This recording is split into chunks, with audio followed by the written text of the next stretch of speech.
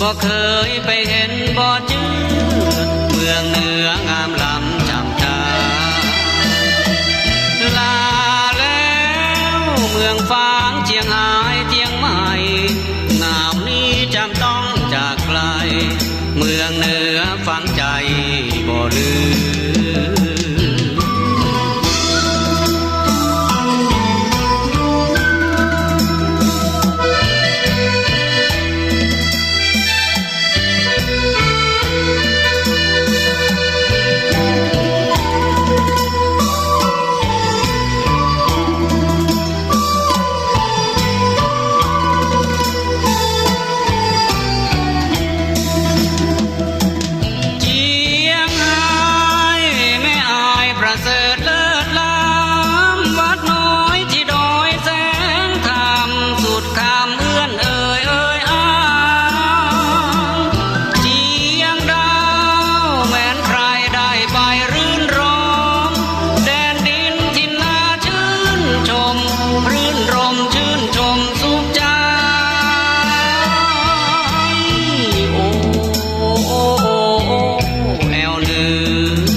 บ่เคยไปเห็นบ่จื้อ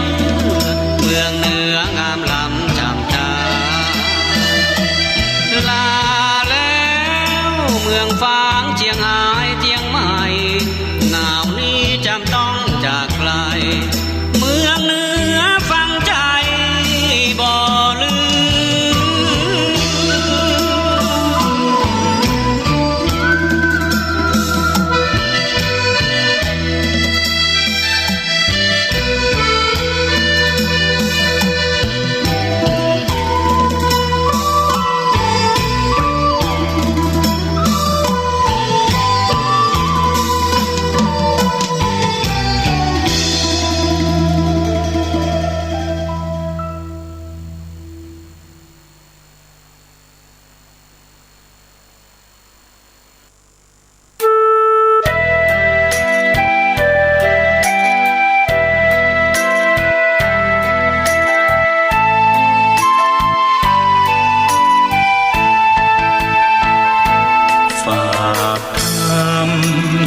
ดึกกับสายลมเพื่อความสุขสมทวนทั่วทุกหัวใจถึงคนทั้งโลกซึ่งอยู่แดนไกลจากคณะสงฆ์เชียงใหม่ที่ได้ตั้งใจเทศกลอนป่านนี้ศรัทธาลับหรือยัง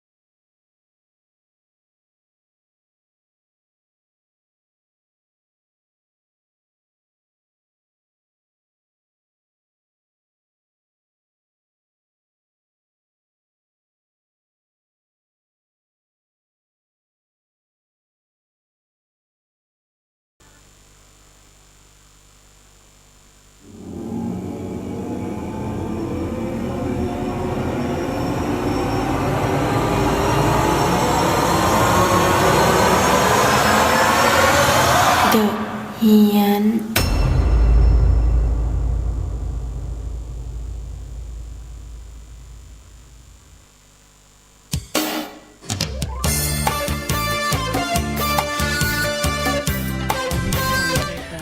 ขอถวายความนอบน้อมแด่องค์สมเด็จพระสัมมาสัมพุทธเจ้า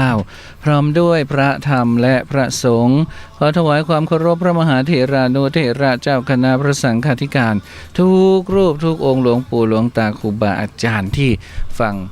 วิทยุรายการของเราพร้อมทั้งก็ขอเจริญพรศรัทธาสาธุชนญาติโยมก็ต้อนรับเข้าสู่รายการเดอะเฮียนออกอากาศเป็นประจำทุกค่ำคืนเวลา 5 ทุ่มถึงตี 1นะโดยเฉพาะค่ำคืนของวันพฤหัสศุกร์ก็เป็นหน้าที่ของคุณนนท์ละอใจเย็นมาล่าลุงแป๊วสนับสนุนโดยมาล่าลุงแป๊วนะเป็นผู้สนับสนุนหลักอย่างเป็นทางการของ ช่วงที่คุณละอมาจัดนี้สนับสนุนเป็นอย่างเป็นทางการเลยใช่ไหมมีเจ้าเดียวมีเจ้าเดียวใช่ไหมเจ้าเดียวด้วยก็คือมันหาที่ไหนไม่ได้งานลุงแป๊วเนี่ยเรื่องสยอง 2 เรื่องสนับสนุนโดยมาล่าลุงแป๊วก็พบกันวันนี้ก็วันพฤหัสบดีที่18เนาะ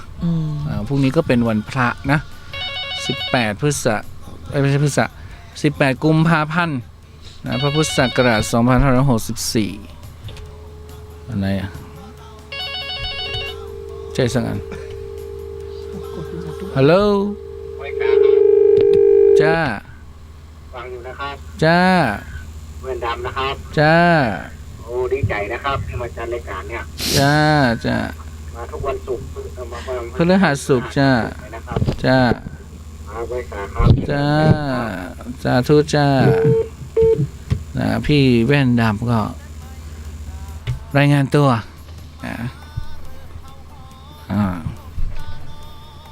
ก็วันนี้ก็วันพฤหัสวันนี้เป็นวันดีทีเดียวนะก็มีหลายที่หลายทางเขาก็จัดงานหลายที่วันนี้วันดีค่ะเพราะเขาได้เงินกันทั่วหน้าเอาเหรอตุ๊ไปใช้ได้ยังวันนี้ละอวุ่นมันไม่ใช่ได้เงิน ได้ยอดเงินเขาโอนเข้า 2,000 เสร็จแล้วคุณจะไปเบิกเงินเป็นตัวเงินไม่ได้คุณจะต้องแต่ไปกินก๋วยเตี๋ยวไปกินได้กินหม่าล่าลุงแป๊วได้วันนี้ก็เลยเป็นอะไรที่ทั้งเราชนะบัตรคนจนทั้งคนละครึ่งก็วุ่นวายวันนี้เป็นวันดีไงเป็นวันดีวันนี้เป็นวันหัวเรียงหมอนด้วยนะแต่งงานก็ได้วันนี้นะไปแต่พรุ่งนี้ก็ยังดีอยู่ใช่ไหม19ก็ดีอยู่เพราะพรุ่งนี้เป็นวันพระวันนี้วันดีพรุ่งนี้วันพระกี่ค่ำเนี่ยก็ตอนนี้หลายอย่างก็ประดังประเดมาที่หมู่บ้านเราก็มีงานศพเนาะงานข่าวดำก็เป็นแฟนของแม่หลวงบ้านเราเนี่ยก็เดี๋ยวพรุ่งนี้ตุ้นุกไปเทศแล้วก็วันเสาร์เขาก็เอาไปเสียศพก็ต้องไปทั้ง2 วันคือบางทีรับงานอะไรแล้วลืมไงเบอร์ไงค่ะเบอร์ว่าวันนี้มีงานอะไรหรือเปล่าอะไรเงี้ยนัดเช้าไปใบนัดใบทีหลังตู้ต้องโจทย์งงเบอร์ไปหมดคือใจมันอยากไปทำอย่างอื่นไงมันไม่ได้อยากไปงานอะไรพวกนี้เลยนะอยากไปเที่ยวนั่น ใจมันอยากไปเที่ยวนั่นมันไม่ใช่อันนั้นไม่ใช่กิจของสงฆ์อยากไปเที่ยวกิจของสงฆ์คือเวลาเขานิมนต์ต้องจำให้ได้ว่าเขานิมนต์เช้าหรือบ่ายไม่งั้นมันจะผิดไปหมดจิบกาแฟกังโต้งอะไรเงี้ยอ๋อเจ้าไม่หรือบางทีเขานิมนต์เป็นเดือนอะไรเงี้ยมันก็ลืมไงต้องมีเขาเรียกว่ากระดานหนังหมาไว้อย่างพรุ่งนี้นะพรุ่งนี้ก็ท่องไว้ละว่าเช้าไม่มีอะไรบ่ายไปสอนนักเรียนวันศุกร์บ่ายไปสอนนักเรียนกลางคืนเทศแค่นั้นนะเดี๋ยววันเสาร์เดี๋ยวลืมไปแล้วเนี่ยต้องไปสวดศพเสียศพด้วยอะไรเงี้ยอายุอานามเท่าไหร่แล้วนี่คือใจไม่ได้อยู่กับงานไงใจอยู่ที่เที่ยวเดียวอยู่จิบกาแฟกังโต้งเหรอฉันด้วยเหรอกาแฟเนี่ยกาแฟหย่อนขากินบรรยากาศกินบรรยากาศก็ปกติตู้ไม่ฉันกาแฟคือไม่ฉันนี่ไม่ใช่ว่าแพ้หรือว่าไม่ชอบนะคือชอบมากก็เลยไม่อยากไม่กินเพราะกลัวติด เพราะมีเพื่อนคนนึงมันติดกาแฟไง อ่า แล้วคืออยู่ไหนไม่กินกาแฟเนี่ยมัน หงุดหงิด มันหงอยอ่ะมันเป็นมันไม่สดชื่นอ่ะโอ้แต่พอมันได้กาแฟแล้วมันก็ แต่มันจริงนะตุ๊ โอ้โหเหมือน คือมันกระปรี้กระเปร่า เหมือนเขา ขึ้นมา รีบูตเครื่องขึ้นมาอะไรอย่างนี้เลย ใช่ มันไม่มีแรง มันแบบแรงแขนขามัน นั่นแหละ อ่อนเปียขา นั่นแหละ คือ กูรู้อ่ะกลัวจะเป็นอย่างนั้น คือมันอ่อนไปหมด ก็ เล เลย ย นะตุ๊ ไม่กินกาแฟ พอเราได้จิบไปสักนิดนึง แต่ถามว่ากินได้ไหม ก็ชุ่มกระชวย กินได้ตัวนุกชอบมากกาแฟสตาร์บัคก็ชอบมาก อืม แต่ทีนี้เราจะกินสตาร์บัคตลอดมันไม่ได้ไง กาแฟธรรมดาเนี่ยเขาแค่เอาเข้าไปในมียี่ห้อกันนั่นเอง ไม่ทีเนี้ยเพื่อนมันก็ต้อง เขาอย่าไปติดแบรนด์ ไม่เพื่อนมันเสพติดอะเสพติดไปเรื่อยๆปรากฏว่ายังไงรู้ไหมตอนนี้คือ เอากาแฟผงอ่ะ แล้วก็ชงกับน้ำมันกินได้แค่นั้นอ่ะ มันบอกว่าถ้ามีน้ำตาลนิดหนึ่งไม่ได้เลย ไม่ได้ มันลำเลย ใส่นมนิดหนึ่งก็ไม่ได้ ก็เลยต้องไปสุดท้ายกินกาแฟคือกาแฟดิบอะกาแฟสดอะอีกหน่อยมันคงต้องตักใส่ปากแล้วอะ ไม่แต่ ก มัน ลัวไง แต่มันดีต่อสุขภาพนะ ถ้าเรากินกาแฟดำ ไม่รู้ฉันกลัว กินกาแฟดำไม่มีโทษนะคะ แต่ถ้าคุณหย่อนน้ำตาลหย่อนครีมเทียนหย่อนนมลงไปเนี่ย อันนั้นแหละค่ะสุขภาพแย่ตามมา ก็คือถ้าเราเป็นแบบคารวาสใช่ไหม เราจะกินอะไรก็ได้ใช่ไหมล่ะ อันนี้เป็นตู้เช่าไงเป็นตู้เช่าก็มีอะไรกาแฟซองเงี้ยกินกาแฟซองไปทุกวันเริ่ม อันนั้นอ้วนค่ะ มันเริ่มจะ ไขมันอุดตัน ร่างกายมันก็จะต้องการไอ้มอคาเฟอีนขึ้นไปเรื่อย อืม เนี่ยเห็นไหมขนาดจะค้นข่าวยังพิมพ์อะไรไม่รู้นะ โอ๊ยประธานโทษ งั้นวันนี้เรามาดูความน่ารักดีกว่า มาดูกระเธอเห็นชาวบ้านเขาไม่ได้เห็นกระเธอ ก็น่ารักของวันนี้ไงบิ๊กตู่งอนฝ่ายค้านไง หัวเราะ ก็เลยแจงก็ไม่ฟังนะทิ้งไมค์เดินออกห้องประชุม หลังพูดปัญหาชายแดนใต้ซับซ้อน หลายมติยันติดตามแก้มาตลอดนะ ท่านนายกก็เลยแบบก็ลุงอะเนาะ ก็คือคุณสสคนนั้นเขาหัวเราะอะไรก็ไม่รู้ แล้วคราวนี้ลุงก็เลยงอนว่า ลุงหาเรื่องลงเองหรือเปล่า ไม่ใช่ ลุงก็ว่าลุงพูดไปตั้งเยอะแล้วทำไมไม่มีใครฟังไงในเมื่อไม่ฟังลุงก็เดินออกใช่ไหมคะ แต่ท่านพูดดีนะ ท่านก็พูดดีทีเดียวแหละ ก็เป็นอะไรที่มีเป็นความน่ารักไงของลุง ลุงก็บอกว่า อะไรอะทำงานอะไรก็ มันมีขั้นตอนอะไรก็ฟังก็ดีอ่ะก็พูดดีอยู่ ก็ขั้นตอนมันคือระบบราชการมันก็จะมีเป็นขั้นเป็นตอนนะคะ มีความโปร่งใสหรือไม่โปร่งใสการลงทุนโปร่งใสไหมมันต้องเป็นไปตามกฎหมาย ดังนั้นน่ะอะไรที่จะมาได้หนังใจเราก็ไม่ได้ไงคือทุกอย่างมันต้องไป1 2 3 วันนี้ไปเที่ยวดอยสัมพันยูนะขึ้นไปดูพอเราไปเห็นไปที่สูงเนี่ยเริ่มเป็นหมอกเป็นควันแล้วนะบ้านเราเนี่ยไปตั้งนานแล้วค่ะนะค่ะเราก็มองไปตรงดอยฝั่งนู้นนะแบบมันมัวนะแล้วเราก็ว่าถ้าเราไปยืนอยู่ตรงดอยฝั่งนู้นเรามองมาที่เรายืนอยู่ตรงนี้เราก็ต้องอยู่ในหมอกควันอยู่แน่นอนเขาก็ต้องเห็นเราขมุกขมัวใช่ไหมใช่แต่เมื่อวานนี้มีฝนตกปรอยๆที่วัดฝายหินแต่ถามหลายที่หลายทางหลายที่ก็ไม่ตกบนดอยตกนะที่กรุงเทพตกถามไอ้ปอยบอกฝนตกมากฝนตกเนอะแล้วก็มีคนเมื่อเช้านี่ก็มีคนคุยกันว่าโอ้บนดอยเนี่ยลงจากดอยมาฝนตกขนาดเลยแต่เขาบอกว่าแม่โจ้ไม่ตกนะเหรอ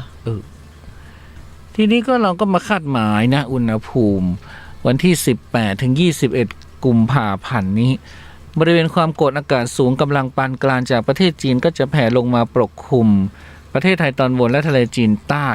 ในขณะที่คลื่นกระแสลมฝ่ายตะวันตกเคลื่อนผ่านภาคเหนือตอนบนลักษณะเช่นนี้ก็จะทำให้ประเทศไทยหนาวเย็นลงอีกแต่ตอนใกล้แจ้งก็หนาวเนาะหนาวร้อนกลางวันร้อนแน่นอนโดยเฉพาะภาคเหนือภาคอีสานก็จะมีอากาศที่หนาวเย็นถึงหนาวอุณหภูมิก็จะลดลง 2-4 องศาเซลเซียสนี่ฉันเก็บผ้าห่มผ้าอะไรหมดแล้วนะใส่กล่องแล้วนะต้องไปลื้อไหมมันจะต้องหนาวอีกนะตุ๊พวกนี้เป็นต้นไปอากาศจะเริ่มหนาวขึ้นมันเถอะ มันอยู่ในห้องไม่รู้เรื่องละสำหรับภาคเหนือตอนบนก็จะมีฝนฟ้าคะนองเป็นบางแห่งเนาะแล้วก็ 22-24 กุมภาก็จะทำให้มีอุณหภูมิที่สูงขึ้นมีหมอกตอนเช้าแล้วก็ข้อควรระวังก็คือวันที่19นะตั้งแต่วันพรุ่งนี้ไป19 20 21ก็ขอให้ประชาชนบริเวณประเทศไทยตอนบนนะอย่างพวกเราเนี่ยรักษาสุขภาพเพราะว่าอากาศเปลี่ยนแปลงเดี๋ยวนี้คนเริ่มฟึดฟัดแล้วนะเริ่มฟึดฟัดขึ้นมาเพราะว่าเป็นไม่ใช่โควิดเป็นฝุ่นควันด้วยอากาศก็จะหนาวเย็นลงนะ 2-4 องศาเซลเซียสแล้วก็มีฝนด้วยตึ้งหนาวตึ้งฝนซุนอันอุณหภูมิต่ำสุดก็ 15-22 องศาเซลเซียสอุณหภูมิสูงสุด 28-34 องศาเซลเซียสบริเวณยอดดอยมีอากาศหนาวถึงหนาวจัดอุณหภูมิต่ำสุด 4-12 องศาเซลเซียสลมตะวันออกความเร็ว 10-20 กิโลเมตรต่อชั่วโมงจ้ะทีนี้พอมันฟึดฟัดเนี่ยเพราะอะไรเพราะว่าเชียงใหม่ของเราเนี่ยปลอดโควิดไปแล้ว37วันเกือบ2เดือนแล้วนะ37วันไม่ใช่2เดือนนะเดือนป่าย จากสถานการณ์โควิด -19 จังหวัดเชียงใหม่ประจำวันที่18 กุมภาพันธ์เวลาบ่ายโมงไม่มีผู้ติดเชื้อเพิ่มนะเพราะฉะนั้นทำให้เชียงใหม่ของเราไม่มีผู้ติดเชื้อเป็นเวลาเป็นวันที่37แล้วนะแต่ที่ปทุมนี่15รายนะเพิ่มขึ้นนะใช่เพิ่มขึ้นปทุมเพิ่มขึ้นปทุมนี่จริงๆไม่มีใช่ไหมเพิ่งมามีนะเพิ่งมามีปทุมเนี่ยแล้วปทุมนี่ก็ปทุมธานีนี่ก็มีคนรู้จักเราอยู่เยอะนะอยู่แถวปทุมเนี่ยเพราะนั้นวันที่ประเทศไทยนะวันที่18 กุมภาพันธ์ 11 โมงครึ่งผู้ป่วยรายใหม่150 คนสะสม 25,111 คน25111แล้วก็เสียชีวิต0คนวันนี้นะแต่เสียไปแล้วรวม82คนหายป่วย 23,946 คนตอนนี้อยู่ที่โรงพยาบาลรักษาตัว 1,083 คนเพราะฉะนั้นเขาหายนะเขาหายก็รักษาหายไป 2,394 ใช่46แต่กำลังรักษาก็เป็นพันนะตุแต่ก็หายไงเพราะฉะนั้นก็รักษาอย่างดาราที่เขาเป็นน่ะเขาก็หายกันเหรอแต่มีคุณหมออะไรนะที่ตายไปมีคนหนึ่งนะเทศบาลตำบลสุเทพของเราก็ชี้แจงกรณีที่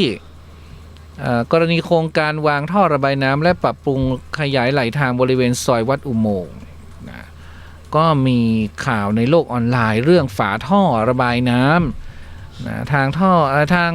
เทศบาลตำบลสุเทพก็ออกมาชี้แจงว่ากรณีโครงการวางท่อระบายน้ำและก็ปรับปรุงขยายซอยวัดอุโมงค์ปกติซอยวัดอุโมงค์เนี่ยจะเป็นทางลัดของเราจะลัดเข้าซอยเนี่ยซอย7ซอยอะไรนี่นะ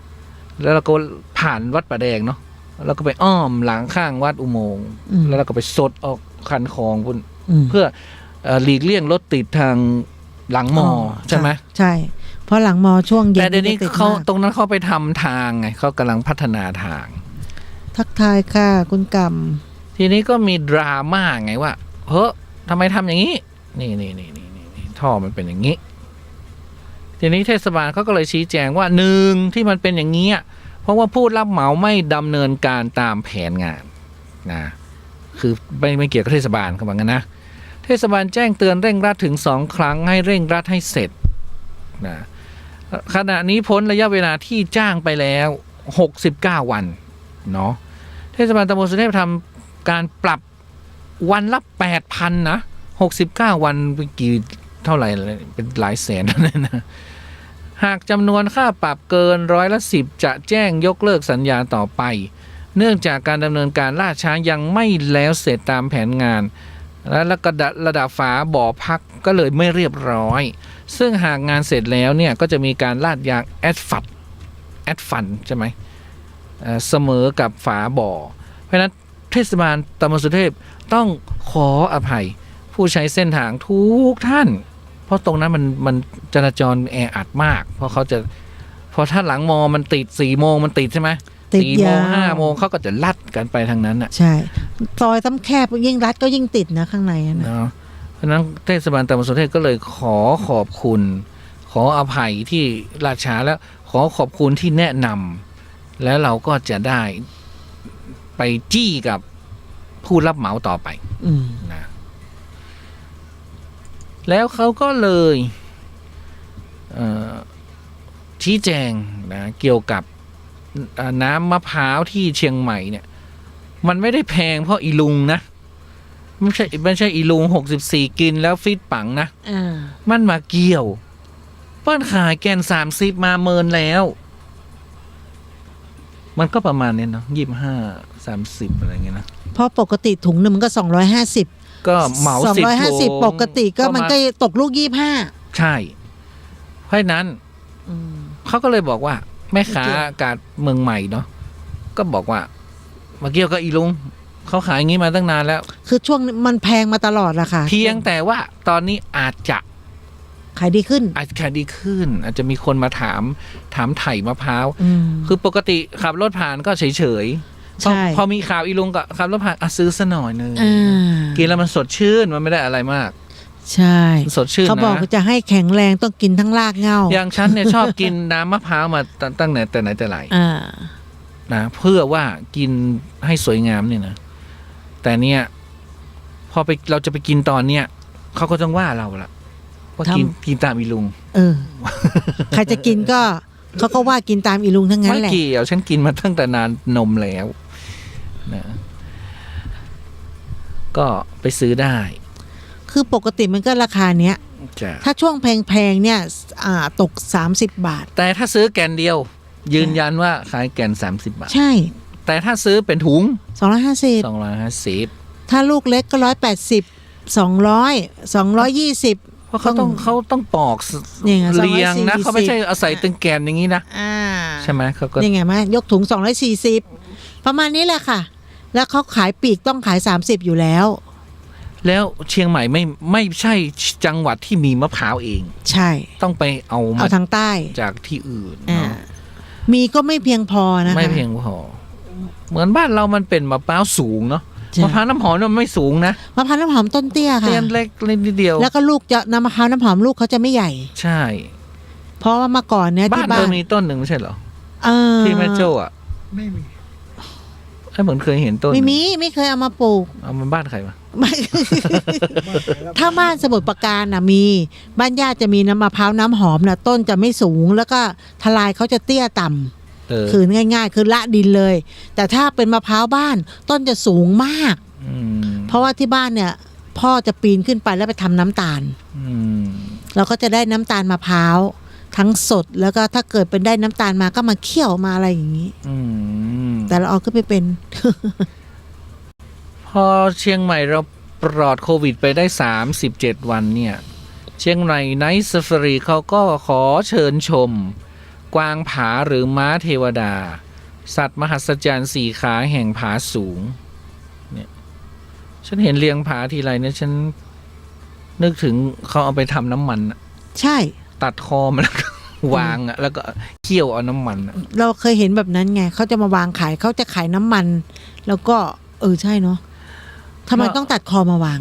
เขากลัวไม่เชื่อ เพ ว่า ราะ เป็นเลี้ยงผา มันเป็นใช่คือ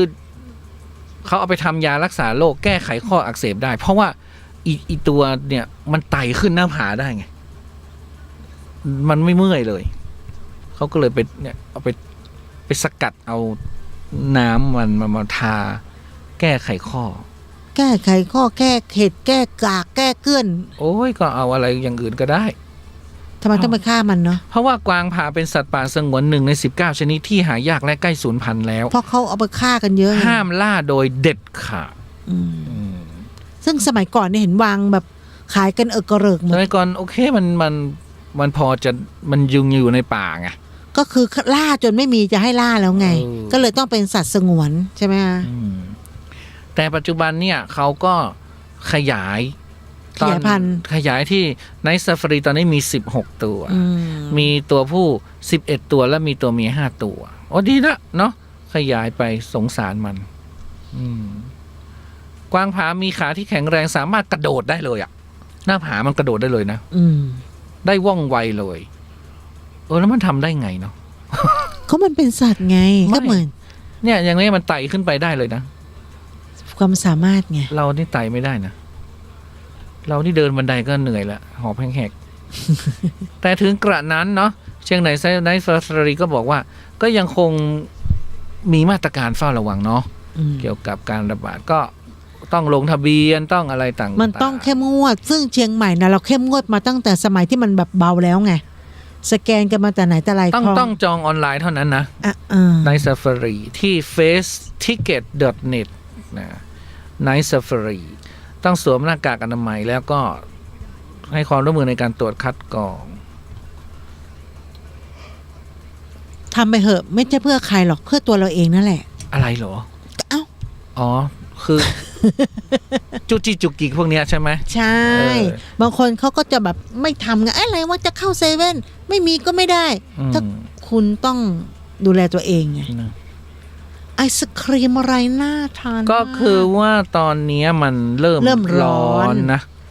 เขาก็เชียงใหม่นิวเขาก็เลยรวมพิกัด12ร้านไอติมในจังหวัดเชียงใหม่มาให้ทราบกัน อยากทำเอง ไม่มีเครื่องทำไอติม เดี๋ยวนี้ธรรมสถานได้กลิ่นกาแฟนะ มีคนขายตัดหน้าเธอนะ อะไรตรงไหนอ่ะ ไม่รู้ว่าเราก็ไม่รู้ อ๋อเขามีตั้งนานแล้วเหรอบ้านอะไรตรงนั้น ว่า น่ะ มันหอมนะ มีตั้งนานแล้ว เหรอ ตรงแถวบ้านพี่อึกนั่นน่ะ ฉันเพิ่งได้กลิ่น เหรอ กาแฟ เขามีมานานแล้ว เหรอ 2 ปีแล้วเขาขายที่บ้านกาแฟบ้านหรืออะไรเนี่ยเขา อ๋อเหรอ ก็จะมีฝรั่งเนี่ยเดินมาเข้ามาตามเพจ อ๋อเหรอ มีมาตั้งนานแล้ว เธอต้องรีบเปิดนะ ร้านหนึ่งก็คือร้านแอนนี่สกู๊ปนะ ก็เป็นเจนนี่สกู๊ปมั้งเจนนี่สกู๊ปนะเปิดบ่าย3 ถึง 4 ทุ่มก็ไปกินไอติมกันได้2ร้านไอติม100 รสนะก็เปิดเที่ยงถึง 2 ทุ่ม โอ้น่ากินอ่ะ 3 ร้านจาแดงเดเต้เปิด 10 โมงถึง 2 ทุ่ม อยู่แถวไหนล่ะ ตอนนี้ฉันไปกินได้เลยเนี่ยเปิด 9 โมงจาแดงเดเต้เขา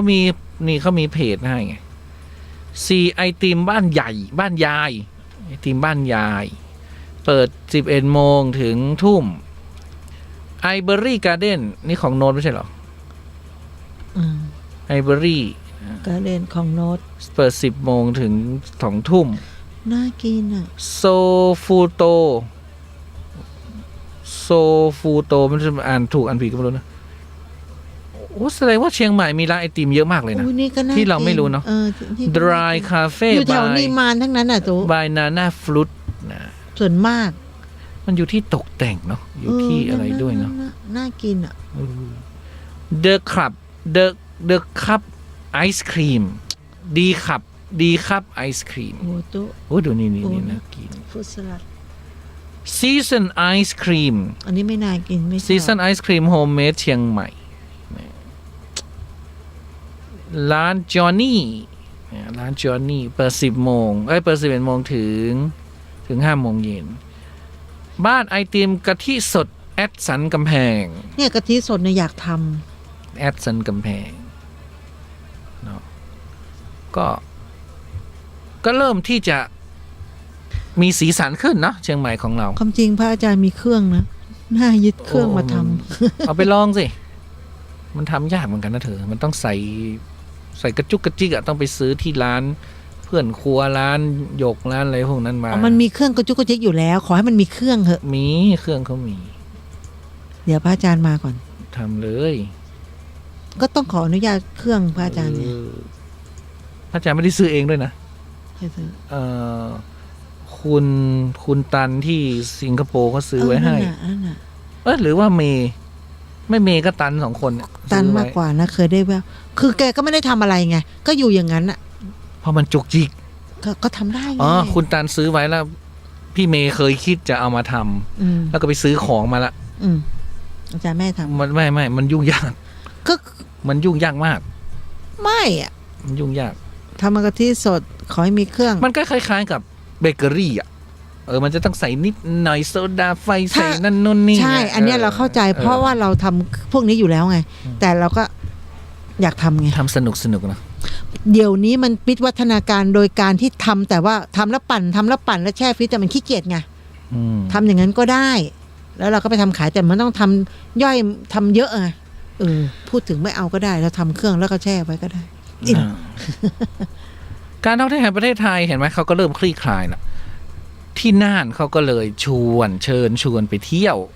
นะนั่งรถรางชมเมืองเก่ายามค่ำคืนเพื่อกระตุ้นการและส่งเสริมการท่องเที่ยวจังหวัดน่านเนาะผู้อำนวยการสำนักงานททท.สำนักงานน่านนะว่าที่ร้อยตรีพานุวัฒน์ขัดนาคนะการท่องเที่ยวแห่งประเทศไทยสำนักงานน่านก็ร่วมกันที่จะจัดงานชมรมรถรางจังหวัดน่านชมรมมัคคุเทศก์จังหวัดน่านนะจัดกิจกรรมกระตุ้นการท่องเที่ยวภายในจังหวัดน่านในช่วงเดือนกุมภาพันธ์ถึงมีนาคมนี้โดยจัดให้มีรถรางกลางคืนนำชมแหล่งท่องเที่ยวในเขตเมืองเก่าน่านยามค่ำคืนเมืองเก่าน่านนี่เหมือนกับเชียงใหม่เมื่อหลายปีที่แล้วอ่ะคืออันนี้เป็นวัดภูมินทร์ใช่ไหมอันนี้เป็นคุ้มหลวงใช่ไหมอันนี้เป็นวัดอะไรอยู่แถวนั้นอ่ะแล้วก็เดินไปเดินมาแถวนั้นอ่ะรถก็ไม่เยอะอ่ะปั่นรถถีบชิวๆอะไรเงี้ยเหมือนบ้านเราเมื่อก่อนนะก็เริ่มตั้งแต่19กุมภาพันธ์นี้เขาก็จะมีรอบปฐมฤกษ์เนาะและก็จัดขึ้นอย่างต่อเนื่องไปจนถึง27มีนาคมในทุกวันศุกร์วันเสาร์18 นาฬิกาถึง 19 นาฬิกา 30 นาทีและก็จัดให้มีขึ้นวันละ1รอบละ2คันนะก็50คนโดยเริ่มออกจากจุดเริ่มต้นณจุดรถรางเฉพาะกิจข้างโรงเรียนจุมปีวนิดาพรถนนสุริยพงศ์แล้วก็ไปวัดมิ่งเมืองนะสักการะศาลหลักเมืองน่านชมการแสดงวัฒนธรรมพื้นเมืองถวายเป็นพุทธบูชาแล้วก็ไปวัดศรีพันต้นวัดทองไปวัดไผ่เหลืองวัดหัวควงวัดศรีมงคลกำแพงเมืองแล้วก็ไปกำแพงเมืองไปตลาดโต้รุ่งวัดสวนตาลแยกช้างเผือกวัดสถารถมทรล้านนาน่านตลาดเชียงแข็งวัดน้ำล้อมไปชมพิพิธภัณฑ์ผ้าไม้แกะสลักแล้วก็ไปที่มทบ38ไปที่ร้านอาหารเรือนแก้วไปที่สุริยการคาร์เดนไปที่นคสบนคืออะไรก็ไม่รู้นะไปที่นราไฮเพอร์มาร์ทไปวัดหัวเวียงใต้ไปแยกประตูน้ำเข้มไปแสงดาวไปวัดพระธาตุแช่แห้งแล้วก็ร่วมกิจกรรมที่วัดแช่แห้งเนี่ยเขาก็จะมีทั้ง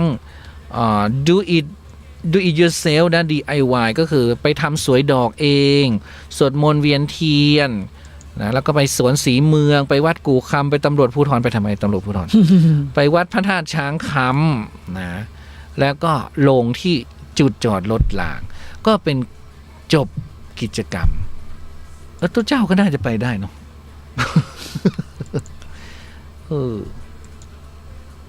ก็เขาก็กระตุ้นเนาะเชียงใหม่กระตุ้นอะไรนี่ไงไปดูนี่ไงเลี้ยงผาไงเดินละออเนี่ยหมุนติ้วเพราะว่าเชียงใหม่ทำไมรู้ไหมเชียงใหม่ก็เริ่มที่ต้องดับไฟป่าแล้วน่ะ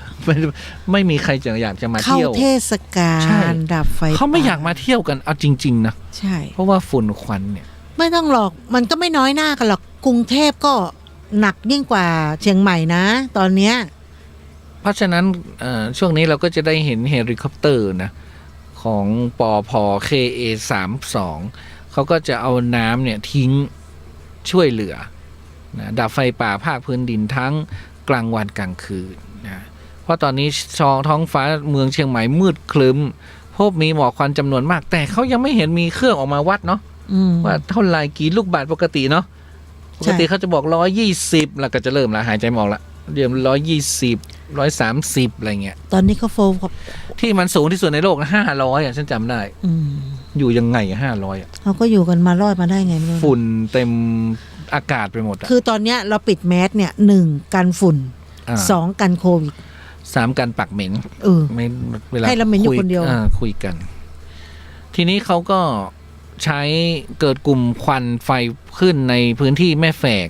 สันทรายเชียงใหม่เนี่ยบ้านเธอไม่ไปดู ไฟป่าไหม้ลุกลามอย่างรวดเร็ว เจ้าหน้าที่ดับไฟป่าภาคพื้นดินนำกำลังเข้าไปดับไฟเป็นจุดเดิมที่กลับมาเกิดไฟป่าซ้ำไงทางเจ้าหน้าที่ที่เขาแล้วที่เหมือนกับมีใครไปช่วยแล้วเขาโดนไฟคอกใช่ไหมที่ปลาเหมือดเนี่ยที่แม่แฝกไม่ใช่ปลาเหมือด ที่แม่แฝกเนี่ยทีนี้เขาก็ใช้โดรนของอบจ.เชียงใหม่ชี้จุดแหล่งน้ำนะแล้วเขาก็เอาหอขึ้นเลยแล้วเขาก็เอาน้ำมาเทเลยก็มีที่เจ้าหน้าที่อุทยานแห่งชาติออบหลวงนะเขาก็ตรวจหาจุดฮอตสปอตเกิดขึ้น16จุดบริเวณห้วยกองไฮฝั่งขวาห้วยโป่งขาวอำเภอฮอดนี่เจ้าหน้าที่ก็ทำแนวกันไฟป้องกันการลุกลามแล้วดูไปดับไฟเอาสลักอันเดียวนะเธอไปดับเขาก็ใช้อย่างเงี้ยเหรอ ใช่ แล้วใช้ไปมันไหม้หมดแล้ว คือ สลักเนี่ย เขาไม่ใช่ว่าไปตีไฟดับไฟไปทำแนวกันไว้อันไหนที่ไหม้ก็ มัน อันไหนที่ไหม้ก็ปล่อยมันไหม้ไป ไม่ให้มันเชื่อมกันแล้วเราก็ต้องไปอยู่ที่มันเหนือลมอย่าไปอยู่ใต้ลมตาย ใช่ไหมต้องอยู่ทางนี้ถ้าอยู่ทางนี้ไม่ได้ใช่ไหม ไม่ได้ตาย ต้องอยู่ทางนี้คือปล่อยตรงไหนเขาไหม้ก็ปล่อยให้เขาไหม้ไปเราก็ทำแนวไว้ไม่ให้เขาข้ามมาแค่นั้นเองนี่อย่างนั้นแหละไม่ใช่เอาไม้ไปตีแผนกตีก็มีแต่ส่วนมากละออไปกันใช่ไหมใช่แล้วเขาก็ทิ้งละอออยู่ข้างล่างใช่ไหมเขาเดินกันจับบอกไม่ต้องคือเขาไม่ทิ้งหรอกแต่บอกว่าพอเราเดินเขานั่งรอเราอย่างเงี้ยพอเราไปถึงปุ๊บเขาหายเหนื่อยแต่เรายังไม่หายเหนื่อยไงเราเพิ่งไปถึงเขาอ่ะนี่เขามีแหล่งน้ำเราก็เลยบอกว่าไม่ต้องรอฉัน แต่ก็ชาวบ้านใจดีนะเราไม่ต้องไปกับเขาเรามีทางลัดนี่มันเฮลิคอปเตอร์มันแปลกๆเนาะก็สีนี้แหละเพราะว่าเขาเรียกว่าอย่างอันเนี้ยทีมมดแดงเหรอใช่มดส้มใช่ไหมแดง คือคนที่เป็นหน่วยเขาเรียกว่าหน่วยดับไฟป่าเนี่ยเขาจะใส่ชุดสีแดงแต่จริงๆมันสีส้มใช่ไหมสีแดงเลยเหรอใส่สีแดงเลยแต่ฉันทำอะไรไม่ได้เนี่ย ต้องเปิดปิดใหม่หรือเปล่าแล้วนี่ทำไมเป็นอย่างนี้เนี่ยต้องเปิดปิดใหม่กดอีกทีนึงสิ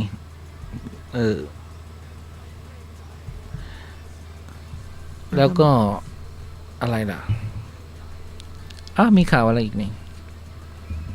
เลิงปอยมิดไนท์ลานเลิงปอยนิมานซอยจิตไม่เห็นมีอะไรเหรอจากร้านไอติมไปร้านช็อกโกแลตร้านช็อกโกแลต12ร้านช็อกโกแลตที่บางทีเราก็ไม่รู้เนาะเขามีร้านอะไรอย่างนี้ด้วยเนาะเราอยู่แต่ในวัดในว่าเราก็อยู่แต่หน้าเตาหลังสู้เตาหน้าสู้เตาหลังสู้แดด โอ้นี่เขาเป็นล่ำเป็นสันเลยนะเนี่ยเธอเคยรู้ไหมเนี่ย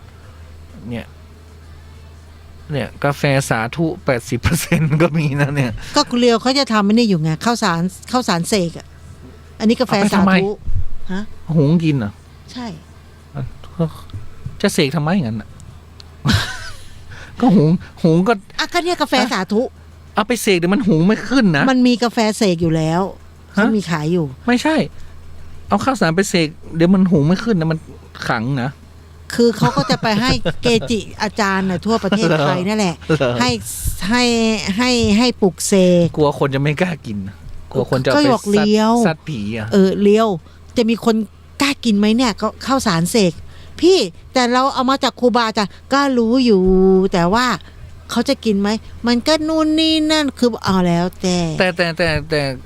แต่ลองทำก็สนุกดีนะอย่างเขาทำกันเป็นล่ำเป็นสันดูสิเนี่ย My Secret Cafe in Town อะไรต่างๆเนี่ยเรายังไม่รู้เลยมันมี ถ้ามีคนกรุงเทพมาถาม ร้านไมค์เซเคตอยู่ไหนอะไร ไม่ เงี้ย ทราบค่ะ ไม่รู้เลยนะ ไม่รู้ ไม่มี ค่ะ ทางรู้เลย ร้านขึ้นเป็นดอกเห็ดเลยค่ะ ฮาร์ดเมดพาทิซิลี่อยู่ตรงไหน คือพวกนี้มันไปตามแอปเลยค่ะ พวกพวกพวกแก๊ปพวกแพนด้านี่จะรู้หมดค่ะ ฉันรู้แต่กัดหลวงแค่นั้นอ่ะ ฉันก็รู้จากกัดเมืองใหม่ กัดหลวง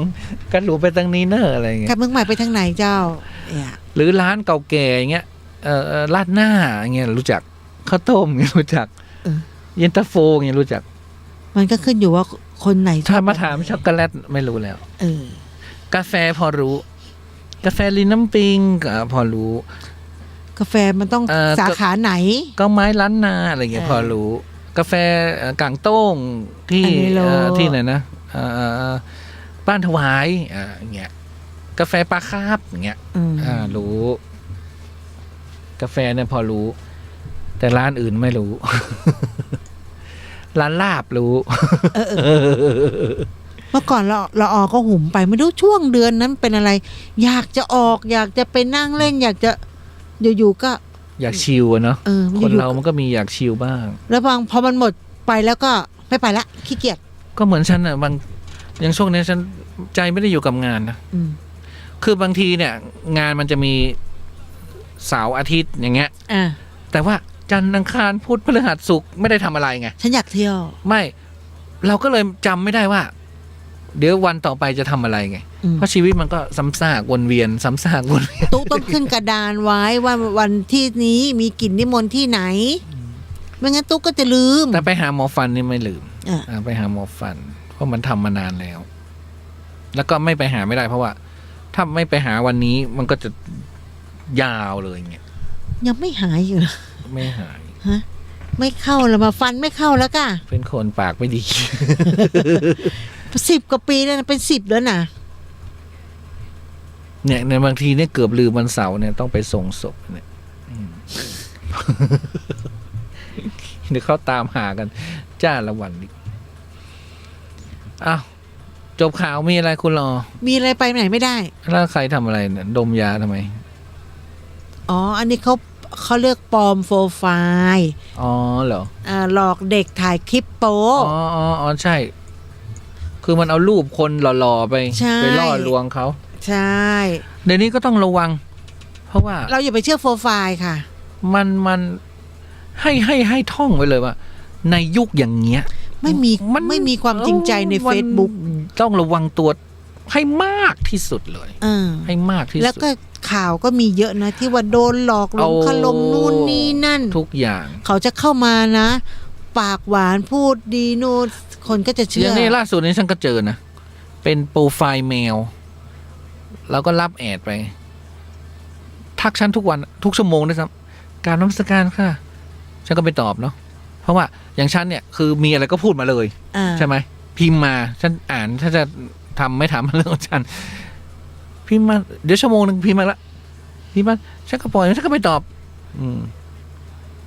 จนทนไม่ไหวมั้งการนมัสการเจ้าค่ะ ที่วัดมีแม่ชีอยู่ไหมแล้วก็บอกมีแม่ชีสมบูรณ์อายุ82หนูไปอยู่ด้วยได้ไหมคะ ฮะ เราก็บอกว่า ไม่รู้อาตมาไม่ใช่เจ้าอาวาสทำไม เจ้าอาวาสเองอย่างนี้เนาะเงียบไป เดี๋ยวพิมพ์มาใหม่ ตอนนี้หนูได้วัดแล้วค่ะ ขอค่ารถได้ไหมคะ ค่ะ อย่างนี้เลย อย่างนี้ก็มี อ๋อ เออ ก็แล้วแต่โยมเพอะ ไม่เลยก็ไม่ตอบ ได้ไหม มันแปลกตั้งแต่กราบนมัสการมา ทุก10 นาทีแล้วล่ะ บ้าเหรอ อย่างเงี้ยเพราะฉะนั้นต้องมีสติให้มากๆเนาะอย่าไปเชื่ออะไร ก็เหมือนเด็กม.5 ที่มีข่าว แล้วหายตัวไปที่จอดรถใต้สะพานไอเราก็ว่าเด็กคนนี้หน้าตาน่ารักเนาะ เหรอ เสร็จแล้วตอนนี้เขาพบตัวแล้ว อยู่ไหน น้องเขาก็บอกว่า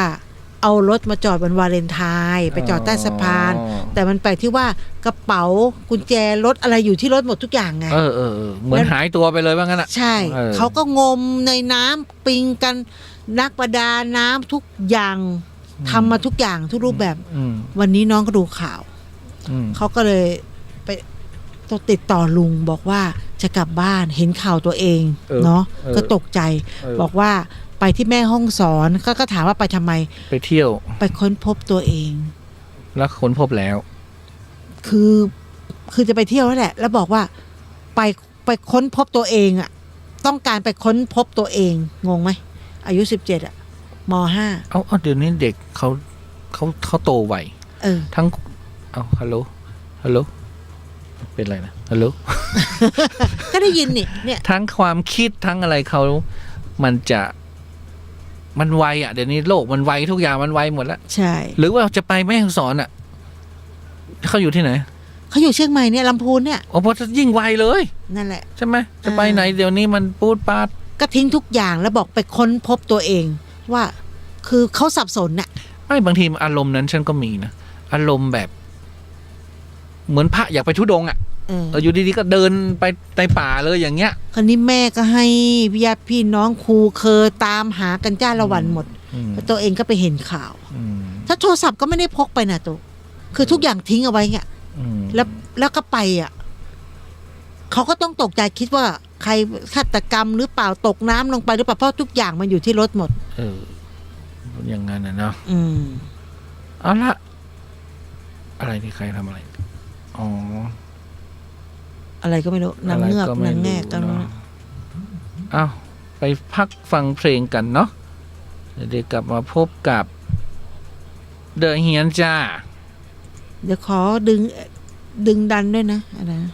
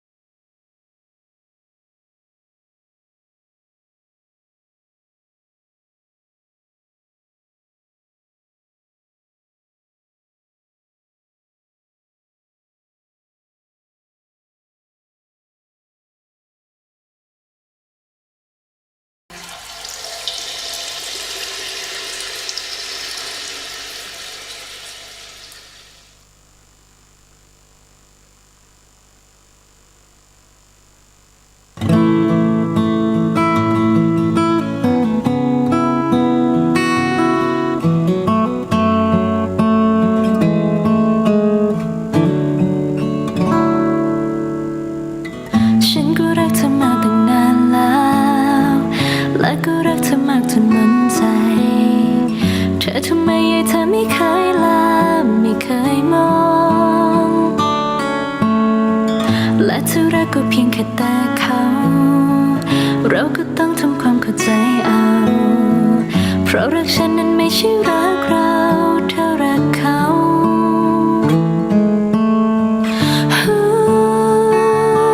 ฉันเสียน้ำตาให้เธอมาแค่ไหนทำได้เพียงแค่ทำใจความรักฉันลอยไปสุดสายตาโอ้ใจไอ้ทำไมหัวใจไม่หลากจำดึงดันจะรักเธออยู่ทั้งที่รู้ว่าเขาไม่ใช่แต่ยังจะรักเขาหมดหัวใจปล่อยเขาทำร้ายย้ำๆซ้ำๆเติมอยู่โอ้ใจไอ้ทำไมรักใครช่างง่ายได้ใจง่ายเกินไปไหมเธอโอ้ใจเอ้ยโอ้ใจเอ้ยทำไมเจ็บไม่จำ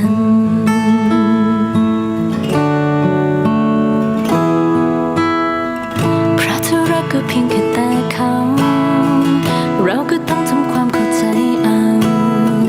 เพราะรักฉันนั้นไม่ใช่รักเราเธอรักเขา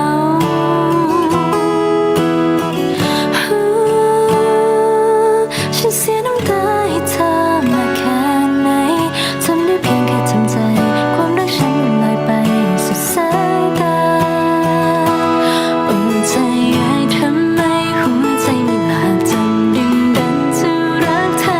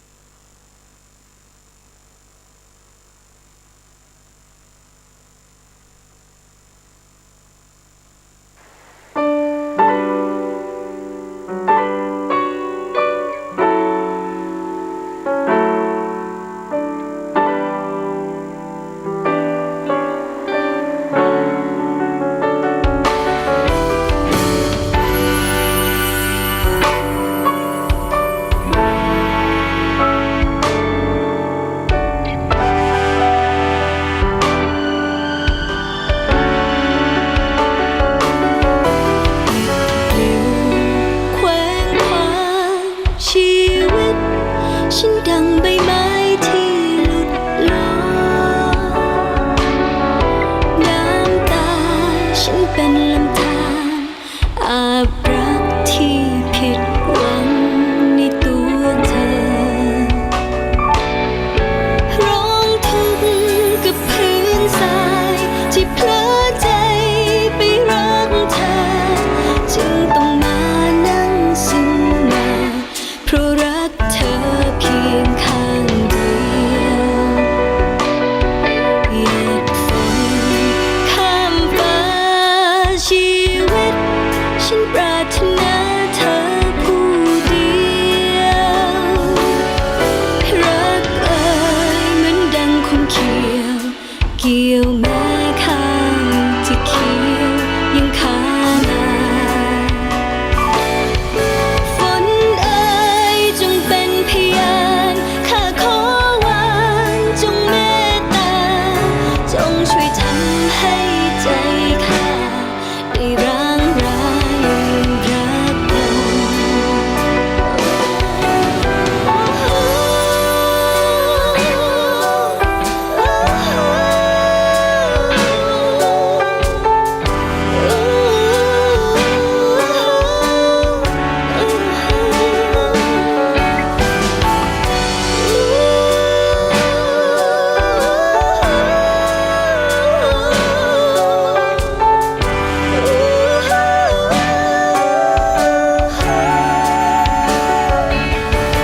หยาดฝนข้ามฟ้าชีวิตฉันปรารถนาเธอผู้เดียวรักเอ่ยเหมันดังคมเขียวเกี่ยวแม้ข้าวจะเขียวยังคานาฝนเอ่ยจงเป็นพยานข้าขอวานจงเมตตาจงช่วยทำให้ใจข้าได้ร้างรายลืมรักลงจงช่วยทำให้ใจข้าได้ร้างรายลืมรักลง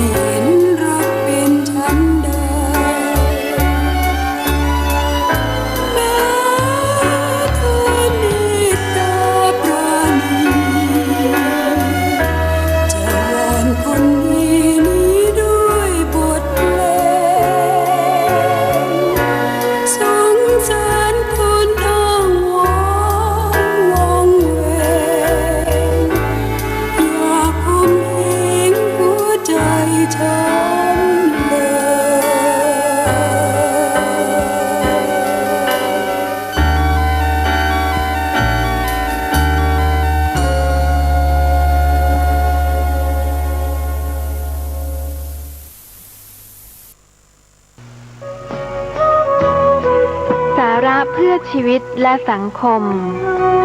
ท่านผู้ฟังคะ ปัจจุบันประชาชนพลเมืองของประเทศต่างๆมีจำนวนเพิ่มมากขึ้นทุกวัน ในขณะที่ทรัพยากรธรรมชาติเริ่มจะร่อยหรอลงอย่างน่าเป็นห่วงว่าจะมีการขาดแคลนเกิดขึ้นในอนาคตอย่างแน่นอนหากทุกคนยังคงดำเนินชีวิตอย่างฟุ้งเฟ้อฟุ่มเฟือยตามความต้องการของตัวเองเป็นหลักเรามาฝึกนิสัยให้เป็นคนประหยัดหรือมัธยัสถ์กันดีกว่านะคะเพื่อคนรุ่นต่อไปจะได้ไม่เดือดร้อนการประหยัดหรือมัธยัสถ์นั้นไม่ใช่ความตระหนี่แต่ความมัธยัสถ์หมายถึงการใช้ทรัพย์สินให้เกิดประโยชน์อย่างเต็มที่เมื่อไม่ถึงคราวจำเป็นก็ไม่ใช้จ่ายซึ่งเกี่ยวกับเรื่องการประหยัดนี้นะคะท่านมหาตมะคานธีได้กล่าวไว้อย่างน่าคิดสะกิดใจว่าโลกเรามีทรัพยากรเพียงพอสำหรับคนทุกคนเท่าที่จำเป็นแต่มีไม่พอเพียงกับความต้องการของคนโลภแม้เพียงคนเดียวค่ะด้วยความปรารถนาดีจาก FM 104.50 เมกะเฮิรตซ์วัดฝายหินสวัสดีค่ะ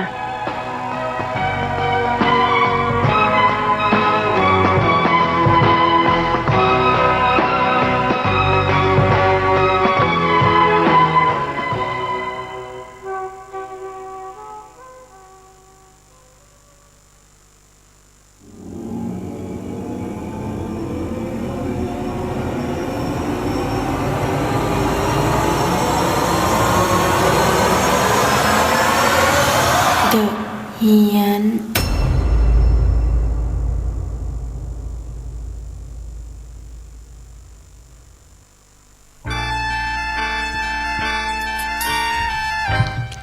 เที่ยงคืน18 นาทีก็กลับเข้าสู่เดอะเฮียนนะจ๊ะเราก็วุ่นวายกับอุปกรณ์นะคะ ไม่ว่าจะเป็นไมค์กับหูฟังเหรอติดดับเราก็จะโวยวายกันอยู่2คนว่าเอ้าตุ๊ไปเขย่ากันนี่ดับอ่ะต้องถืออย่างเงี้ยแล้วทำไงไม่ต้องทำอะไรนั่นแหละถือไปอย่างงี้อะไรที่มันจะไปสถานีใหม่ มันก็เลยแล้ววันนี้ก็ให้ช่างเขามาวัดเนาะที่ว่าจะทำจะกลางสัปทนเนาะกลางสัปทนให้กับที่หน้าธรรมสถานที่เรือทำธรรมนาวาของเราเนี่ยช่างเขาก็มาวัดแหละตัวนุกก็ดันไม่ว่างอีกที่จริงก็ไม่ต้องตัวนุกดูกันไหนใครช่วยกันดูแล้วเอามาดูป่ะจะรู้ไหมไม่ได้ดูเหรอเขาไม่ได้มาบอกตู้คำจานก็มาดูนี่ใช่ไหมไม่รู้ไม่มีแต่ไพลินมาดูคนเดียวนี่เอาเหรอก็บอกว่าให้มาช่วยกันดูก็เขามาเขาก็ไม่ได้บอกแต่ก็โอเคเขาก็ดูเสร็จละไม่ละออก็ไม่อยู่อีกอ่ะก็ประมาณ 20,000 เองก็เราก็ถูกกว่าที่อื่นเหรอถูกแล้วเดี๋ยวเราก็จะหาช่วยกันเนาะเรียกบุญเรียกอะไรกันเสร็จแล้วก็หาฤกษ์ติดตั้งยกขึ้นติดก็เสร็จไปผมไม่รู้เขาละก็ถึงอย่างที่บอกอย่างที่เลียวบอกว่าเวลาบอกบุญคือบอกไปเลยบอกไปถ้ามันขาดถ้ามันเหลือให้มันเหลือพอเหลือปุ๊บเนี่ยเราก็เอาไว้บูรณะตรงอื่นต่อเพราะว่ามันคือเราเรียกส่วนหนึ่งของการบูรณะลานโพนะ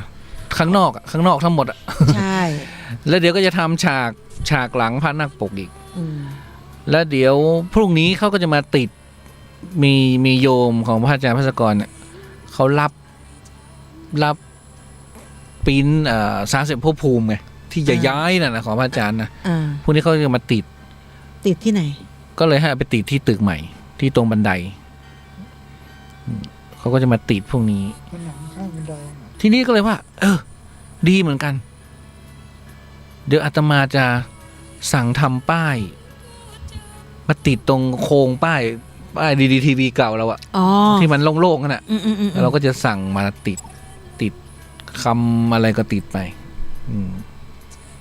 ครับเดี๋ยวพรุ่งนี้ผมมาแล้วเราได้คุยกันบ่ายอาตมาไปสอนนะก็ถ้าเย็นก็ได้บ่าย 3อะไรอาตมาสอนเสร็จละอย่างนี้เนาะหรือว่าถ้ายังไงก็ไม่อะไรอ่ะคือเขาจะต้องมาแล้วยังไงเขามาเขาก็จะต้องไปที่อื่นต่อไงคิวเขาเยอะไงก็บอกว่าก็โทรไปแล้วกันเดี๋ยวอาตมาก็จะแวบออกมาดูก็ได้ คือเรื่องติดนั้นก็ติดไปนะแต่มันไม่ได้สนใจนะแต่อาตมาสนใจที่จะทำใหม่ อันนั้นคือก็ทำให้พระอาจารย์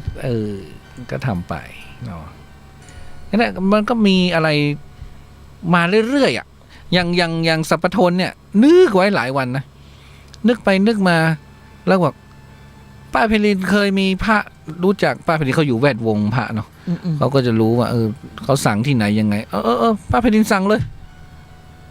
ท่านจะเอาขนาดไหนกันยังไงป้าเพลินดูเลยอะไรงามสั่งเลยอยากจะให้ท่านถ่ายรูปป้าเพลินถ่ายเลยเอาต้นจนจบเลยป้าเพลิน ดูแลไปให้หมดเลยเขาว่าอย่างนี้ไม่ต้องมาถึงตู้นุกแล้ว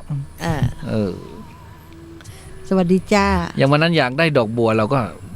บึงรถออกไปซื้อดอกบัวมันก็จบสวยงามเนี่ยคือช่วงนี้มันความคิดอะไรมันเยอะไงมันก็เลยทำให้มันลืมไงมันงานนั้นไงมันก็เลยลืมไง พูดกับเราแต่ว่านี่เพราะนั้นเราก็ต้องท่องไว้ว่าวันนี้ทำอะไรคือบางทีอยู่เฉยๆนะยังนึกนะวันนี้มันมีอะไรไหมว่าที่เราจะต้องทำอะไรเงี้ยมันก็ไม่มีอะไรไงพอไม่มีอะไรแล้วก็รดน้ำต้นไม้กวาดใบไม้อะไรทำอะไรของเราไปเรื่อยเปื่อยไงละออนนี่คิดอยู่ในหัวเลยต้นเดือนนี่นู่นนี่นั่นกลางเดือนปุ๊บพอปลายเดือนนี่บางทีลืมนะใช่ต้องมางัดดูอะลืมเพราะมันเวลามันไวแป๊บอันนี้ยังไม่ได้จ่ายค่าโทรศัพท์เลยเนี่ยเนี่ยลืมไปอีกนะมันจ่ายในมือถือได้ไม่ใช่เหรอไม่เป็นจ่ายเซเว่นเราก็เข้าไปที่ว่าจ่ายโทรศัพท์รายเดือนเหรอใช่ก็เข้าไปที่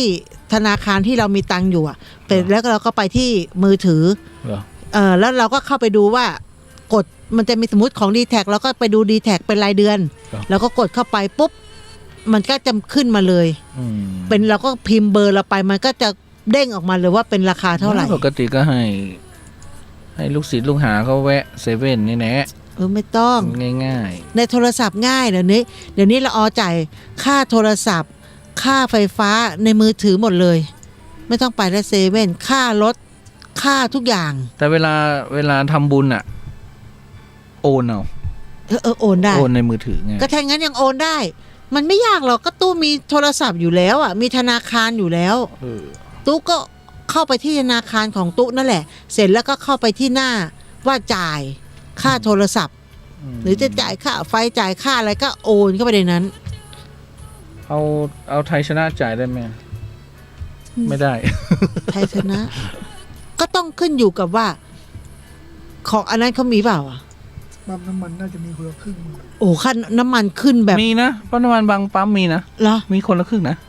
มีนะแต่เราไม่มีไงเราไม่มีคนละครึ่งไงใช่เรามีแต่บัตรคนจนเหรอกับเราชนะเธอเป็นคนจนเหรอไม่มีพี่แป๊วคนจนก็ไม่มีอีกไม่มีอะไรกับเขาเลยเราชนะก็ไม่ได้มันเขาบอกว่าเรารวยเกินไป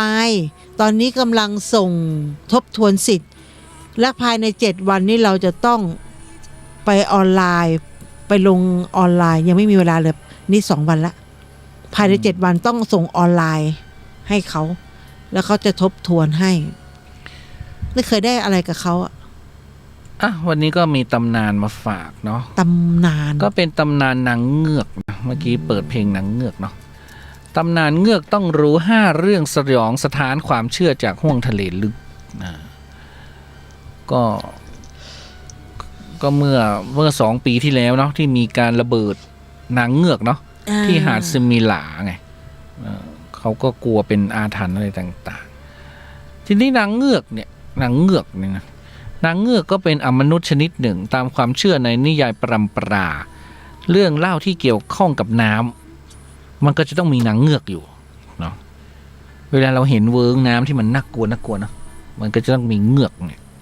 เงือกนี่เป็นมนุษย์แล้วก็เป็นครึ่งสัตว์คือลักษณะเขาก็จะเป็นท่อนบนก็จะเป็นคนนะเนาะใช่ท่อนล่างก็จะเป็นปลาสาวงามเงือกนี่ไม่ใช่มีแต่ผู้หญิงนะ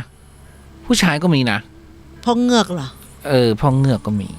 นายเงือกแต่ส่วนมากเนี่ยเราจะเห็นเขาเล่ากันแต่นางเงือกใช่ ซึ่งเป็นเพศหญิง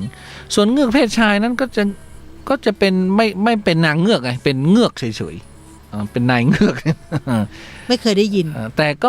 ไม่ค่อยมีใครถูกกล่าวถึงก็มันไม่มีผู้ชายมันจะเกิดมันยังไงล่ะเธอมันก็ต้องมี ทั้งตัวผู้ตัวเมียกัน มันเป็นนิยายเป็นนิยายที่แต่งขึ้นมาไม่ใช่เหรอน างเงือกเนี่ยเขาก็มีตำนานแล้วก็ไม่ธรรมดาด้วยแล้วก็บางคนเขาจะเห็นนางเงือกใสๆแบบLittle Mermaid อะไรเงี้ยเล่นกับหอยดาวหอยนั่นนี่คือโลกสวยอันนี้นางเงือกโลกสวยแต่จริงๆนางเงือกไม่ได้โลกสวยอย่างนั้นเลยนางเงือกจริงๆนั้นดุและโหดร้ายมากเพราะว่านางเงือกเนี่ยเป็นตำนานที่เรียกว่าถือกำเนิดมาจากความรักที่ไม่สมหวังนะตำนานเก่าแก่ที่สุดเกี่ยวกับเงือกก็น่าจะเป็นตำนานเทพเจ้าที่เรียกว่าอาธากาทิสเธอคือเทพองค์หนึ่งที่ได้ตกหลุมรักชายเลี้ยงแกะรูปงามแต่ด้วยความที่เธอเป็นเทพไงเธอจะมารักชายเลี้ยงแกะมันบ่ได้เธอจะถูกเบื้องบนลงโทษจนเสียชีวิตทีนี้เธอก็ไปหลงรักแล้วเธอก็เลยโดนลงโทษด้วยความรู้สึกผิดต่อเขาน่ะก็เลยทำให้เธอตัดสินใจว่าจะจบชีวิตหมายถึงว่าเขาไปลากชายเลี้ยงแกะแล้วชายเลี้ยงแกะก็เลยโดนลงโทษแล้วเธอก็เลยรู้สึกผิดที่ว่าไปลักชายเลี้ยงแกะนี้ทำไมชายเลี้ยงแกะต้องโดนลงโทษเพราะว่าเป็นคนไงแล้วนางเป็นเทพอ้าวทำไมไม่ลงโทษมาได้เทพอ่ะคนต้องผิดคนมาลักกระเทพ กระเทพลดตัวลงไปคบกับคนธรรมดาอันนี้มันเป็นตำนานมาโทษคนอีกนะคนเขาก็อยู่เฉยคนต้องผิดมากระเทพไปลักนะเทพไปลักเทพไปลักไงแต่คนผิดมันไม่ถูกต้องทีนี้อาธากาทิสเทพนี่นะนางก็เลยรู้สึกผิดใช่ไหมนางก็เลยไปจมน้ำตายทันทีที่พระเจ้ารู้ว่าเธอไปกระโดดน้ำตายว่างั้นนะพวกก็เลยสาปเลยขอให้เธอนั้นเป็นปลาตลอดชีวิตตอนแรกแกเป็นคนเป็นเทพที่เป็นคนแต่ครั้งนี้ไปทำผิดศีลทำผิดเขาเรียกว่าไปแอบชอบมนุษย์ซึ่งมันคนละชั้นกันถูกครั้นี้ตัวเองก็ถูกตำหนิเสียอกเสียใจทำให้คนเนี่ยถูกตำหนิก็เลยกระโดดน้ำเพื่อหวังฆ่าตัวตายครั้นี้เทวดาเบื้องบนก็เลยว่างั้นในเมื่อเธอจะในเมื่อเธอสำนึกผิดแล้วเธอตายลงในน้ำฉันก็จะสาปเธอเพราะว่าความสวยและโชคยังเข้าข้างคำสาปก็เลยคำสาปกำลังเป็นหางปลาใช่ไหมพอคำสาปกำลังเป็นหางปลาค่อยๆขึ้นมาคำสาปก็เลยมายุดที่แอวก็เลยเป็นคนข้างบนเลยเหลือเป็นคนไว้แล้วทำไมคำสาปถึงหยุดก็เธอความดีของนางยังมีอะไรประมาณนั้นใช่ไหมหรือนางเป็นเทพไงคำสาปอาจจะได้ครึ่งเดียวก็คือความดีของนางยังมีอยู่ไงก็ทำได้แค่ครึ่งเดียวเพราะว่านางก็ไม่ได้ผิดอะไรมากมายไงอาธากาทิสก็เลยเป็นมนุษย์เงือกคนแรกในตำนานเนาะมาในเทพนิยายในศตวรรษที่19ก็มีนักเขียนชาวเดนมาร์กฮันคริสเตียนแอนเดอร์เซนก็เขียนเรื่อง The Little Mermaidก็เป็นเรื่องของนางเงือกสาวที่เต็มใจยอมเสียสละชีวิตเอกลักษณ์ของตนเพื่อให้ได้ซึ่งจิตวิญญาณของความเป็นมนุษย์นะโดยวรรณกรรมเรื่องนี้ก็เลยถูกได้รับความนิยมไปสร้างเป็นละครเป็นภาพยนตร์แล้วก็ถูกบิดเบือนมาเรื่อยๆแหละจนกลายเป็นเรื่องที่สุขสมหวังซึ่งจริงๆแล้วต้นฉบับเนี่ยมันไม่ได้เป็นเรื่องที่สุขสมหวังนะคือในวรรณกรรมของฮันคริสเตียนแอนเดอร์เซนมีอยู่ฉากหนึ่งที่พี่สาวของนางเงือกสาวได้นำเส้นผมของเธอไปขายให้กับแม่มดทะเลเพื่อที่จะแลกกฤษที่จะต้องใช้ในการแทงเจ้าชายเพื่อที่จะทำให้เลือดของเขาหยดลงบนเท้าเพราะเมื่อใดที่เลือดของเขาหยดลงบนเท้าเธอนั้นก็จะได้หางกลับคืนมา แล้วก็จะกลับลงไปแหวกว่ายในท้องทะเลได้เหมือนอย่างเคยแต่สุดท้ายนางเงือกก็ทำไม่ลงเธอก็เลยตัดสินใจกระโดดลงทะเลก่อนที่จะกลายเป็นฟองอากาศไปในที่สุดเพราะว่าก็คงจะมาจากความผิดหวังที่เจ้าชายหันไปแต่งงานกับผู้หญิงอื่นที่ไม่ใช่เธอก็เลยเป็นเรื่องราวอันแสนเศร้าเกิดขึ้นสรุปแล้วนางเงือกเป็นเทพแห่งความเศร้าความผิดหวังมันเศร้าทุกอย่าง ผิดหวังก็เหมือนพระอภัยมณีไงก็เศร้านักอะก็นางเงือกก็นางละออในผีเสื้อสมุทรเนี่ยไปจับนาคเงือกกินอ่ะก็เพราะว่าพระอภัยมณีอ่ะชอบนางชอบผีเสื้อสมุทรก่อนทีนี้มันแปลงร่างไงแปลงร่างเป็นสาวสวยไงไม่ใช่แล้วก็วันหนึ่งไปเห็นเป็นยักษ์ไงเวลาจะไปไหนก็เคลื่อนหินมาบังไว้พระอภัยมณีก็เบื่อกันอยู่ในถ้ำอ่ะคนนี้มาเจอนางเงือกเข้าไงอยู่จนสุดสังขรโตแล้วไงใช่ไหมคนนี้พอพระอภัยมณีมาเห็นนางเงือกเข้าไม่ใช่สินสมุทรสิลูกนางยักษ์สินสมุทรไม่ใช่สุดสาครลูกใครลูกนางเงือกสุดสาครลูกเงือกกับพระอภัยมณีมันมีลูกกับนางเงือกแล้วก็ลูกกับนางยักษ์ฮะสุดสาครอ่ะสุดสาครเป็นลูกใครลูกนางเงือกสินสมุทรเป็นลูกนางยักษ์แต่ก็พระอภัยมณีพ่อคนเดียวกันแล้วทีนี้ก็เลยลูกเขาเป็นยักษ์ใช่ไหมเขาเป็นลูกครึ่งยักษ์ใช่ไหมเขาโตเขาก็เลยเคลื่อนหินปากถ้ำออกได้เขาก็เลยไปเล่นแล้ววันนี้คืนนี้เขาก็จับนางเงือกมาเล่นแล้วเขาก็บอกพ่อมาดูนี่นางเงือกพ่อก็ได้การเลยนะตบเข่าฉาดเลยตบเข่าฉาดเลยใช่ไหมกูจะหนีได้แล้วนี่จะหนีแล้วก็เอาทำเมียด้วยแหละนางเงือกก็เลยหลงรักไงหลงรักพระอภัยมณีก็พาหนีพระอภัยมณีเปิ้ลหลอกไงพาหนีทีนี้ดูนางเงือกอันนี้นางเงือกญี่ปุ่นก็มีนางเงือกไงเธอญี่ปุ่นก็มีนางเงือกถ้าใครได้เห็นนะภาพของนางเงือกญี่ปุ่นนี่คือละออเป็นก็แบ๊วเหมือนไม่แบ๊วเหมือนคนญี่ปุ่นมันตลกไงลิ้นยาวแลบแผบญี่ปุ่นเนี่ยเขามีสัตว์ประหลาดหรือปีศาจเรียกว่านูเรออนนะนั้นเป็นหญิงสาวครึ่งคนครึ่งงูมีใบหน้าและเส้นผมเนี่ยเหมือนมนุษย์แต่มีดวงตาและฟันคล้ายงูมีแลบลิ้นยาวด้วยโดยสิ่งที่เธอกินก็คือเลือดสดอันนี้มาแนวน่ากลัวในประวัติศาสตร์ของชาวญี่ปุ่นได้แบ่งประเภทของนูเรออนนะออกเป็น2ประเภทหนึ่งคือไร้แขนอันนี้ประเภทที่1มีหน้าอะไรเป็นงูครึ่งคนแต่มันมีแขนแต่อีกประเภทหนึ่งก็ท่อนบนเหมือนคนหมดเลยโอ้หน้าตาอนุเนะเลยเหมือนญี่ปุ่นเลยแต่ก็ตลกไม่มีแขนเนี่ยนี่ไงมีแขนมีอะไรหมดอันนี้น่ารักหน่อยอันนี้ประเภท2ประเภท1คือต้องไม่มีแขนนี่นี่ออริจินอลเขาตลกเป็นเส้นเดือนเลยเขาก็บอกว่านางเงือกของเขาบอกว่ามีแม่ชีคนหนึ่งแม่ชีบิคุนิได้บังเอิญกินเนื้อเงือกเข้าไปบังเอิญกินเข้าไปทำให้แม่ชีอายุยาวไปถึง800 ปีปาโตไปหากินเนื้อเงือกกินไปเอาเงือกกินไหนมากินเหรอกินปลากุเลาอะไรไปก่อนเนาะ เพราะเนื้อเงือกนั้นทำให้คนเป็นอมตะและไม่มีวันแก่แต่เธอก็ไม่สามารถทุกทนกับการจากไปของคนรอบข้างได้800 ปีอะเธอแต่คนนั้นก็ตายคนนี้ก็ตายคนนี้เกิดใหม่คนนี้ก็ตายคนนี้ก็เรายังอยู่เท่าเมืองเชียงใหม่เนี่ยเมืองเชียงใหม่ก็ไม่จังไปแล้วอะใช่ไหม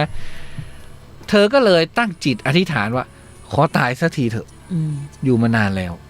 เนาะหลังจากนั้นไม่นานแม่ชีก็เลยได้ตายสมใจโอ้อันนี้น่ากลัวอันนี้ก็เป็นเรื่องของเงือกญี่ปุ่นทีนี้มาดูเงือกฝรั่งเศสนะเงือกฝรั่งเศสก็มีบอกเลยว่าเงือกฝรั่งเศสเนี่ยเหมือนตำนานเหมือนเงือกตัวแรกมากๆเลยก็คือหญิงสาวคนหนึ่งเกิดมีสัมพันธ์ลับๆกับของเทพกับมนุษย์ซึ่งก่อนหน้านั้นเทพมีสัมพันธ์กับแม่มดคนหนึ่งมาก่อนเมื่อนางลูกสาวได้รู้ความจริงเธอก็เลยโกรธมากก็เลยจับพ่อ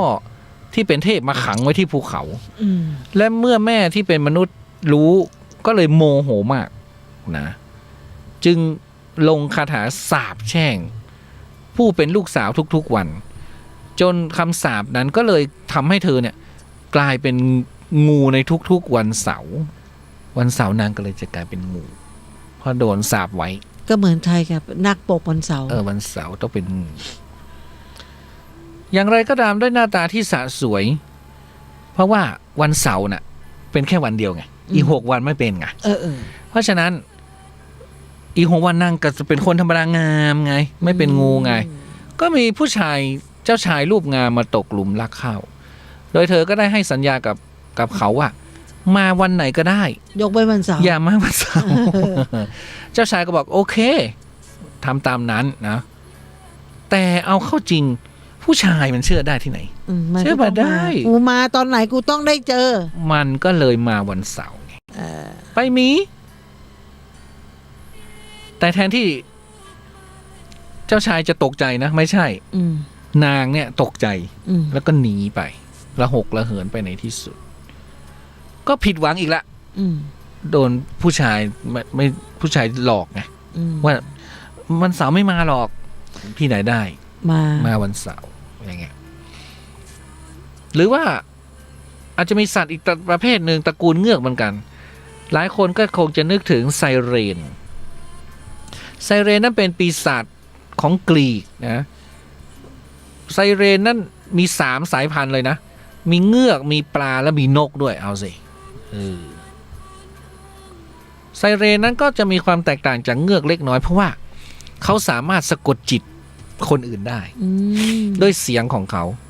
ก็คือกลางค่ำกลางคืนได้ยินเสียงร้องไพเราะอะไรแถวริมทะเลนะพึงระวังไว้ว่าคุณได้ตกหลุมพรางของเงือก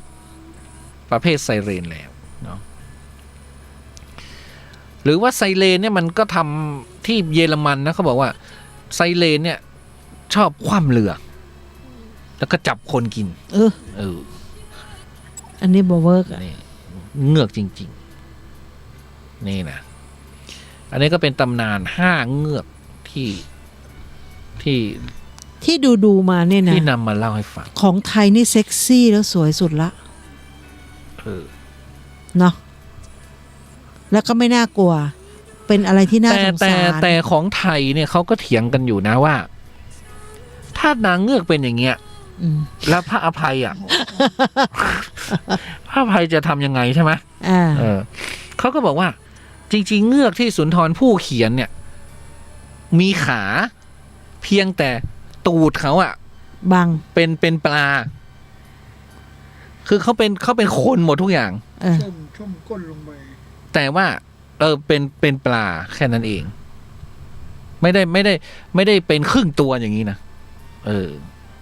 อันนี้มันครึ่งตัวตรงไหนนะไม่ใช่พูดถึงว่าสุนทรภู่ไงคือถ้าพูดถึงอย่างเงี้ยใช่ไหมพระพานีก็หนีแล้วจะไปเอาตรงไหน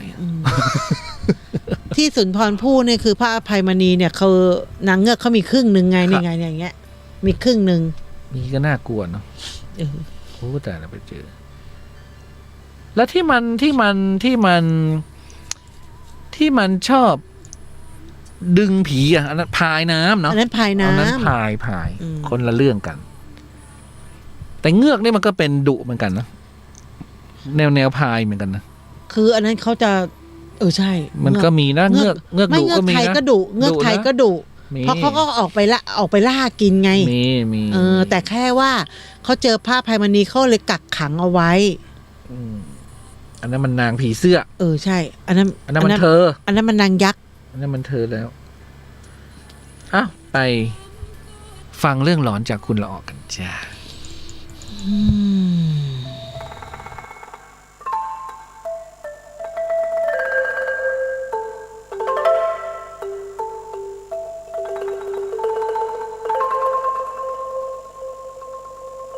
รายการนี้ไม่เหมาะกับเด็กอายุต่ำกว่า15 ปีหรือผู้ที่กำลังตั้งท้องอ่อนๆและง่วงเหงาหาวนอนอยู่เสมอเพราะเดี๋ยวเธอจะไม่รู้เรื่อง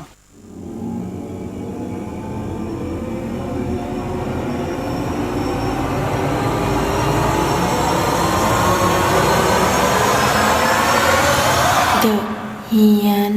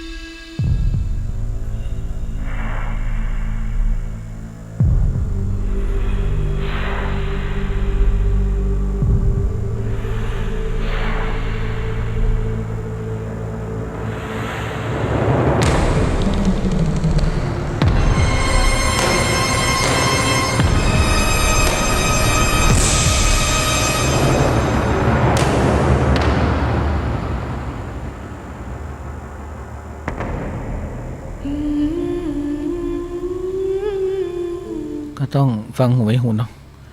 มันนั่งนึกนะผีนี่มันมีทุกที่เนาะต้นไม้ก็มีผีเนาะในน้ำก็มีผีบนบกก็มีผี ในถ้ำในดอยก็มีผี คือพูดถึงในถ้ำในดอย ถ้าคนเขาไม่เชื่อเขาก็ว่าไม่มีผี ก็เหมือนที่เราไปที่บ้านชาวบ้านละหูเนาะก็ไปงานกินวอเปิ้ลคนนี้ก็เลยถามว่าประเพณีกินวอเนี่ยเขานับถือศาสนาอะไรกับชาวละหูนับถือผีสิเขานับถือพุทธนะ เขาไม่ได้นับถือผีอ่ะไม่ได้นับเขาไม่ได้ไหว้ผีเนี่ยแต่เขาไหว้บรรพบุรุษแต่เขามีประเพณีเนาะใช่เขามีประเพณีขึ้นบ้านใหม่ขึ้นเฮือนใหม่ขึ้นปีใหม่ขึ้นปีใหม่ของเขากินวอ10 วันเขาบอกว่ากินวอ10 วันเนี่ยเขาจะมีหญิง5 วันชาย5 วันเขาต้องไปเต้นรอบกองไฟนะไม่ใช่กองไฟตุ๊เขาจะเป็นต้นกิ่งไผ่ต้นไผ่คือต้นไผ่เนี่ยทำไมฉันเคยไปเต้นรอบกองไฟอันนั้นไม่ใช่กินวอแล้วค่ะกินอะไรไม่รู้แล้วก็เต้นจังหวะเดียวกันหมดนะไม่อันนี้มีหลายท่าหลายจังหวะคนละเผ่าละนี่คนละเผ่ากินวอคือชาวละหูเนี่ยเขาจะใช้ไม้ไผ่เนี่ยมีทั้งหมด4 มุมแล้วก็เขาก็จะมีเครื่องสังฆทานนั่นแหละเอาขึ้นไปเหมือนพระป่าตุ๊เขาก็จะไปติดแล้วข้างล่างก็จะเป็นพวกขนมเหมือนรับไปใส่บาตรนั่นแหละเขาก็จะกองเอาไว้พอตกกลางคืนเนี่ยเขาก็จะมีการตอนเช้าเนี่ยชาวบ้านเนี่ยแต่ละบ้านเนี่ยก็จะใส่เครื่องทองอ่ะตุ๊ใครมีอะไรก็มาแต่งแล้วแต่งชุดสวยมันไม่ใช่ละฉันไปนี่เขาจะล้มหมูเลยนะก็นี่ก็ล้มหมูแล้วเขาก็แกงเป็นหม้อใหญ่อย่างนี้เลยนะแล้วก็สับแบบไม่ได้เรียบร้อยนะสับกกักโยนเข้าไปในหม้อนั่นน่ะใช่เขาทำทุกบ้านอยู่แล้วแล้วก็กลางคืนนี่คือกิน10 วันกลางคืนก็มาจับมือกันอ่ะจับมือแล้วก็เต้นท่าเดียวนะไม่ใช่ท่าเดียวสุดคืนน่ะเหรอเรียกอะไรเต้นจะคือใช่เต้นตะคือนี่แหละก็อันเดียวกันเลยแต่เขาไม่เต้นท่าเดียวตู้อุสปะไม่ใช่แล้วทำไมเธอไม่มีกองไฟอ่ะไม่มีกองไฟเธอต้องเป็นละหูสมัยใหม่แล้วล่ะ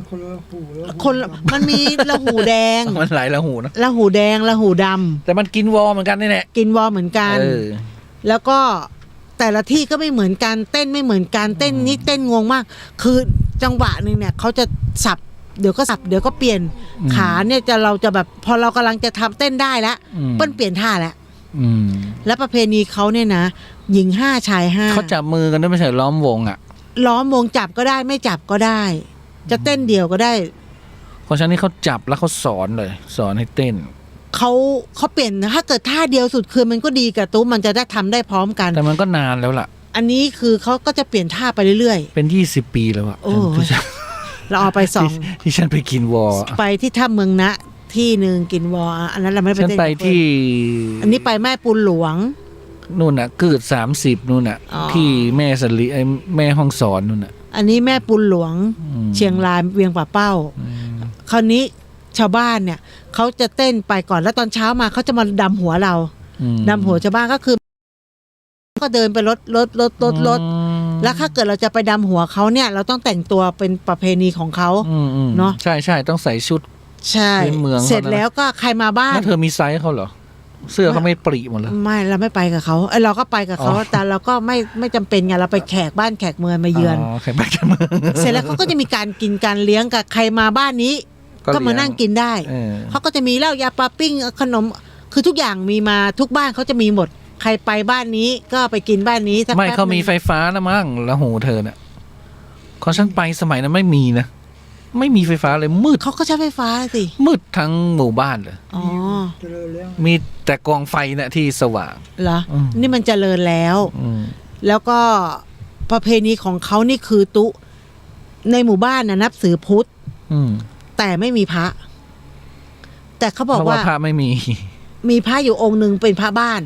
พระอยู่ที่บ้าน เพราะว่าวัดไม่มี ไม่มีวัด ใช่ แล้วก็เลยถามว่าแล้วนับถือพุทธไหมนับถือพุทธแล้วเวลา มีวัดสิมี แล้ว มีตู้เจ้าสิ มีตู้เจ้าแต่ไม่มีวัดเป็นพระบ้าน มีรูปเดียว มีรูปเดียว ทั้งหมู่บ้าน อยู่ที่บ้านป้าหลวง อืม เสร็จแล้ว ใครมีเรื่องอะไรกันนะวอกันทั้งดอยเขาจะมีวอดำกันทุกคน อืม เขาวอถึงกันหมด และแล้วก็เราก็เลยถามว่า เราไปผ่านอันเนี้ยตู้ที่เขาเก็บโรงเย็นอ่ะ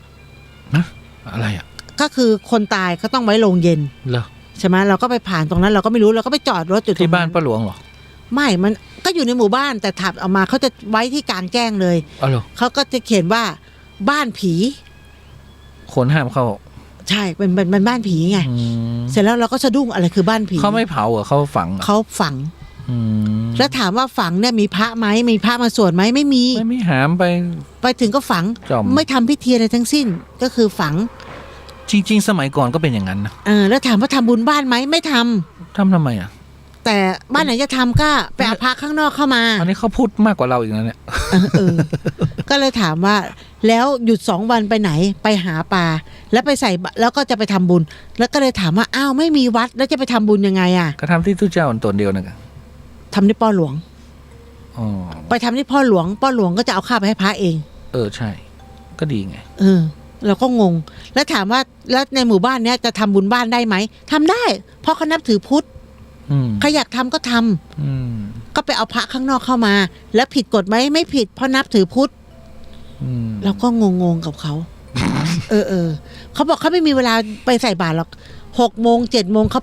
ไปป่าไปดอยแล้ว ทำงานแล้ว ใช่ เขาบอกปีหนึ่งมีงานลื่นเริงแค่2 ครั้งคือ1กินวอ2กินข้าวใหม่ อืม เขาก็จะเก็บเงินเก็บหอมรอมริบเนี่ยสร้างบ้านหลังใหญ่โตมากเลย อืม เพราะว่าเขาทำงานสุดปีสุดแล้ง แล้ววันนั้นลูกเด็กเล็กแดงจะต้องใส่ทองให้หมด ดู เด็ก3 ขวบทองเท่าโซ่ปุ้นตุ อืม แล้วเขาบอกอ้าวในหมู่บ้านนี้ไม่มีโจรขโมยแล้วไม่กลัวทองหายเหรอไม่มี ไม่มีอ่ะ เขาบอกว่าทุกบ้านมีอยู่แล้ว เขาไม่รู้จะขโมยไปซื้ออะไรไงใช่ไหม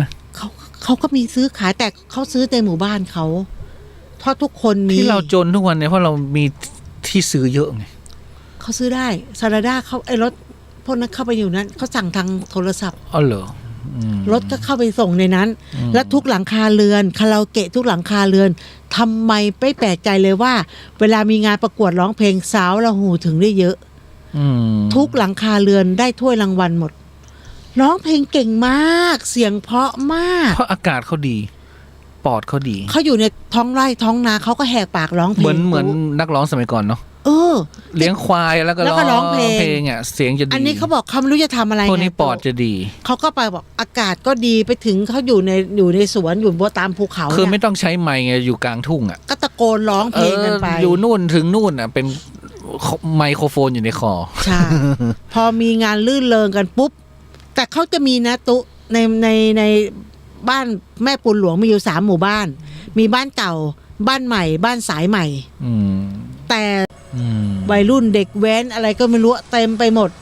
คือร้องคาราโอเกะได้แว้นมอเตอร์ไซค์ได้ ม ทำการเสียงดังจุดประทุจุดอะไรยันสว่างได้ อืม ซึ่งไปแล้วคุณไม่ต้องนอน อืม แต่บ้านที่เกิดใหม่ห้าม อืม คนเฒ่าคนแก่จะไปอยู่ตามนั้นเขาก็ยังให้เกียรติคนเฒ่าคนแก่ อ่ะ นะ เหลืออีก9 นาทีละตกลงเธอจะเล่าไหมเนี่ย เล่าเราก็มาพูดไงว่ามันมีประเพณีแบบนี้แล้วก็จะมาเข้าสู่ในเรื่องหลอนที่มีชื่อว่า ประตูที่ปิดตาย มันเกี่ยวกันไหมเนี่ย ก็เหมือนหมู่บ้านนี้เขาปิดไง อ๋อเหรอ อ่า แกหาย เรื่องก็มีอยู่ว่า ผมมีโอกาสได้ไปส่งของให้กับลูกค้าจังหวัดหนึ่งซึ่งอยู่ใกล้เคียงกับกรุงเทพและบังเอิญก็ไปเจอน้องคนหนึ่งมีนามว่าชื่อเอนะน้องเอเนี่ยก็เป็นลูกของเจ้าของร้านที่ผมไปส่งของในระหว่างที่ผมกำลังรอทางร้านเขาเซ็นจำนวนสินค้าผมก็คุยกับน้องเอไปเรื่อยๆส่วนผมเป็นคนชอบที่บูชาพระเครื่องและก็ชอบห้อยพระเครื่องไว้ที่คอเนี่ยหลายองค์อยู่แล้วเนาะจนน้องเอก็เลยแซวผมว่าพี่ห้อยพระเยอะๆขนาดเนี้ยกลัวผีเหรอครับพี่เนาะน้องเอพูดแซวผม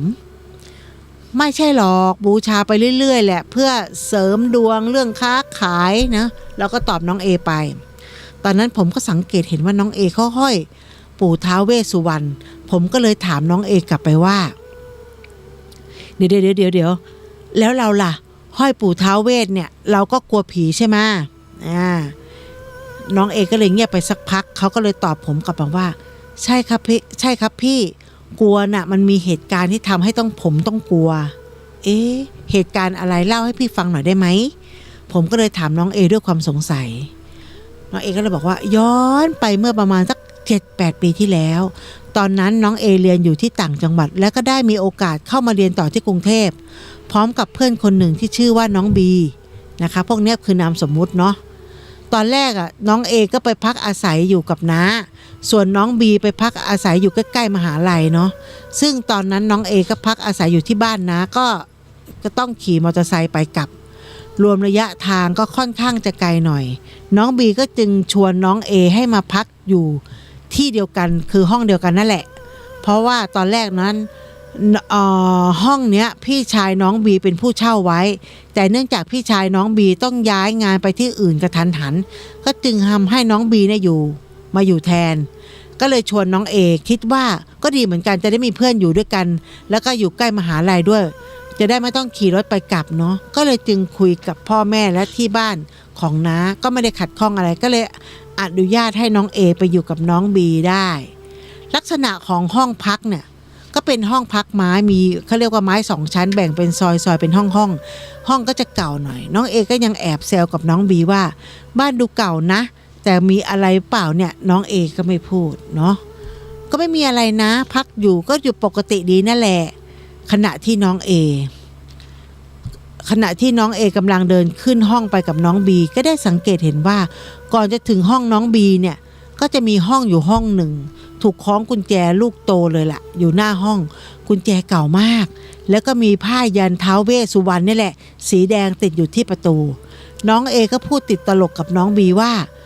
ห้องนี้ปิดล็อกกุญแจแบบนี้มีอะไรหรือเปล่าวะน้องบีก็บอกว่าไม่น่าจะมีอะไรหรอกมั้งก็อยู่มาสักพักแล้วนะก็ไม่เห็นมีอะไรนี่ด้วยความมือบอลน่ะน้องเอก็ไปเคาะประตูเอามือเนี่ยเอื้อมไปเคาะประตูห้องนั้นแล้วพูดว่าก๊อกก๊อกก๊อกมีใครอยู่ไหมครับน้องบีหันมามองแล้วก็บอกว่าไปเคาะทำไมน้องเอก็บอกว่าไม่มีอะไรหรอกนะเคาะเล่นๆ2 วันต่อมาน้องเอกับน้องบีก็ได้งานพิเศษทำที่ร้านขายอาหารแถวบริเวณนั้นน้องเอและน้องบีก็มีสีหน้าที่ช่วยกันมีหน้าที่ที่ปิดร้านแล้วก็เก็บของทำความสะอาดเก็บกวาดร้านนะแล้วก็ค่อยกลับมานอนส่วนตอนเช้าก็ทำหน้าที่ช่วยพาเจ้าของร้านขับรถไปซื้อของที่ตลาดเพื่อทำมาเตรียมเปิดร้านหลังจากที่กลับจากตลาดน้องเอกับน้องบีก็เตรียมตัวไปเรียนต่อได้ทันทีเนาะซึ่งค่าจ้างก็เป็นเงินจำนวนหนึ่งที่ทั้ง2 คนได้น้องเอกับน้องบีจึงตัดสินใจตกลงกันทำงานนี้เนื่องจากงานก็ไม่ได้ส่งผลกระทบอะไรกับการเรียนและยังทำให้ทั้งสองมีรายได้พิเศษเข้ามาอีกเนาะจนมีอยู่ช่วงหนึ่งน้องบีมีแฟนก็จึงมาบอกกับน้องเอว่าจะขอไปอยู่กับแฟนบ้างแต่จะแบบประเภทแบบจะไปมาคือบางทีอาจจะค้างคืนกับน้องเอบ้างหรือนอนเพียงลำก็จะปล่อยให้น้องเอเนี่ยนอนเพียงลำพังเนาะพอน้องเอเริ่มนอนคนเดียวก็เริ่มมีเหตุการณ์ผิดปกติเกิดขึ้นด้วยความที่พื้นที่ห้องพักมันเป็นไม้ก็ทำให้บางครั้งมีความรู้สึกเหมือนมันมีคนกำลังเดินอยู่เพราะไม้มันยาว มันก็ไม้มันก็จะยวบยับไปมาแต่น้องเอก็พยายามคิดในทางที่ดีว่าไม่น่าจะมีอะไรนะอาจจะคิดไปเองก็ได้จุดพีคเกิดขึ้นหลังจากผ่านมาได้อาทิตย์หนึ่งวันนั้นช่วงเข้าห้องเอเนี่ยเอไปทำงานตามปกติพอเจ๊เจ้าของร้านไปซื้อของเสร็จและก็กลับมาที่ห้องเพื่อจะเตรียมตัวไปเรียนหนังสือที่มหาลัยต่อช่วงตอนที่กำลังจะเดินกลับเข้าห้องน้องเอก็สังเกตเห็นว่ามีผ้ายันท้าวเวสสุวรรณห้องนั้นมันไม่ได้ถูกติดเอาไว้ที่ประตูเหมือนเดิมแต่ดันหล่นลงมาที่พื้นแทนน้องเอก็คิดในใจว่าอ้าวชิบหายละหลุดได้ไงวะน้องเอกพยายามหยิบเอาผ้ายันไปติดไว้ที่เดิมแต่ติดเท่าไหร่มันก็หลุดร่วงลงมาที่พื้นตลอดเวลาจึงตัดสินใจพับผ้ายันแล้วก็สอดเอาไว้ที่ร่องประตูแล้วก็เข้าห้องเตรียมตัวไปเรียนตามปกติคืนนั้นน้องเอไปทำงานที่ร้านตามปกติหลังจากที่เสร็จงานก็กลับเข้าห้องเพื่อเตรียมตัวเข้านอนพอเข้าห้องปิดประตูกำลังจะถอดเสื้อผ้าเตรียมตัวอาบน้ำก็มีเสียงคนเคาะประตูดังก๊อกก๊อกก๊อกตามมาด้วยเสียงใครพูดมีคนพูดว่ามีใครอยู่ไหมน้องเอก็สงสัยดึกป่านนี้จะมีใครมาเรียกอะไรก็เลยเดินมาดูตรงตาแมวที่ประตูนะคะตรงผู้ชายคนนั้นก็คงยืนอยู่หน้าห้องน้องเอก็เริ่มรู้สึกเอะใจแล้วก็ถามแล้วทำไมไม่ตอบก็จึงเปิดประตูแง้มออกไปดูแต่กลับพบแต่ความว่างเปล่าผู้ชายคนนั้นหายไปแล้วน้องเอทำได้เพียงแค่คิดในใจว่าอ้าวไปไหนแล้ววะแต่พอน้องเอปิดประตูเสียงเคาะประตูก็ดังขึ้นอีกก๊อกก๊อกก๊อกมีใครอยู่ไหมน้องเอก็คิดในใจว่าเอาไงวะขอดูอีกทีให้แน่ใจอีกนะกันว่าใครน้องเอก็เลยมองที่ตาแมวแล้วก็เห็นผู้ชายคนเดิมนั่นแหละก็ยืนอยู่ก็จึงเปิดประตูเพื่อจะถามว่ามีธุระอะไรผู้ชายคนนั้นก็กลับเดินหายไปนะคะด้วยความงงสงสัยว่าผู้ชายคนนั้นหายไปไหนน้องเอก็เลยเปิดประตูออกมาดูเพราะห้องของน้องเอเป็นห้องสุดท้ายถัดจากห้องน้องเอก็เป็นห้องที่ปิดตายถัดไปอีกก็จะเป็นห้องของคนที่มีคนอยู่แล้วผู้ชายคนนั้นเขาก็มาจากห้องไหนกันน้องเอพยายามคิดในทางที่ดีว่าอาจจะไม่มีอะไรก็ได้เขาอาจจะแค่มาเคาะห้องผิดหรือเปล่าก็จึงปิดประตูแล้วก็เข้านอนตามปกติในระหว่างที่นอนหลับไปสักพักน้องเอก็รู้สึกตื่นตัวขึ้นมาอีกครั้งหนึ่งเพราะได้ยินเสียงคนเดินอยู่เสียงพื้นไม้มันก็ยวบยับไปมาตามแรงเดินน้องเอก็คิดว่าน้องบีมาเอาของหรือเปล่าก็จึงตะโกนถามไปว่าบีหรือเปล่ามาเอาของเหรอก็ไม่มีเสียงตอบน้องเอก็จึงลืมตามองขึ้นมามองและสิ่งที่เห็นก็คือเงาผู้ชายที่อยู่ปลายเท้านั่งยองๆมองมาทางน้องเอแล้วก็มีเสียงพูดขึ้นมาว่ามีใครอยู่ไหมด้วยความที่ตกใจกับถึงกับช็อกน้องเอเป็นลมสลบไปทันทีตื่นขึ้นมาอีกทีตอนเช้าวันรุ่งขึ้นเพราะน้องบีโทรมาปลุกให้ไปเรียนเข้ามาที่ห้องเอก็รีบไปแจ้งเจ๊เจ้าของห้องที่ว่าถัดจากห้องเขาไปเนี่ยผ้ายันหยุดนั่นแหละห้องนี้มันมีอะไรหรือเปล่าครับทำไมผมรู้สึกแปลกๆเจ๊ก็เลยบอกว่าไม่น่าจะมีอะไรนะไม่มีใครเจออะไรมานานแล้วน้องเอก็อึ้งไปจนเจ๊ก็พูดขึ้นมาว่าอ๋อเดี๋ยวไปดูให้ก็แล้วกันน้องเอก็ไปเรียนก็ไม่ได้ไปก็ไปเจอกับน้องบีจึงเล่าเหตุการณ์ให้น้องบีฟังน้องบีก็จึงโทรไปถามพี่ชายที่เคยอยู่มาก่อนน้องห้องถัดไปมีอะไรหรือเปล่าพี่ชายก็บอกว่าอ๋อห้องที่ติดกับห้องพี่ใช่ไหมมีน้องเอก็รีบถามทันทีว่ามีอะไรพี่ตั้งแต่ที่พี่ชายน้องบีย้ายเข้ามาอยู่ในห้องที่ถูกปิดตายมาตั้งนานแล้วแต่ทว่าเจ๊เจ้าของตึกเขารู้ว่าพี่ไม่กลัวก็เลยเล่าให้ฟังสาเหตุคือที่ห้องถูกปิดตายและมีผ้ายันท้าวเวสสุวรรณติดเอาไว้อยู่เนี่ยเพราะมีหลายปีก่อนมีผู้ชายคนหนึ่งนะคะวัยกลางคนอายุประมาณ40กว่าปีละทำงานโรงงานพักอาศัยอยู่ที่เนี่ยมาหลายปีวันหนึ่งเขาป่วยจึงไปหาหมอแล้วก็ยามากินกลับมาก็อยู่แต่ในห้องปิดห้องล็อกไม่ไปทำงานจนคนที่อยู่ข้างนอกอีกห้องหนึ่งก็รู้สึกเอะใจทำไมพี่คนนี้ไม่ไปทำงาน1-2 วันที่ผ่านมา มีคนก็เริ่มได้กลิ่นเหม็นตุก็จึงเข้าไปแจ้งเจ๊เจ้าของห้องก็เรียกตำรวจมาตรวจสอบปรากฏว่าผู้ชายคนนั้นเสียชีวิตแล้วน่าจะประมาณกินยาแล้วก็หลับไปอาการของโรคที่เป็นก็กำเริบจึงเป็นสาเหตุของการเสียชีวิตหลังจากนั้นเจ๊เจ้าของห้องก็พาพระมาทำพิธีทำบุญอะไรตามปกตินั่นแหละแต่ก็ยังมีคนเจอผู้ชายคนนั้นเข้าออกตามปกติเป็นกิจวัตรจนแต่ละห้องทนไม่ไหวก็มาบอกเจ๊จึงไปปรึกษาพระ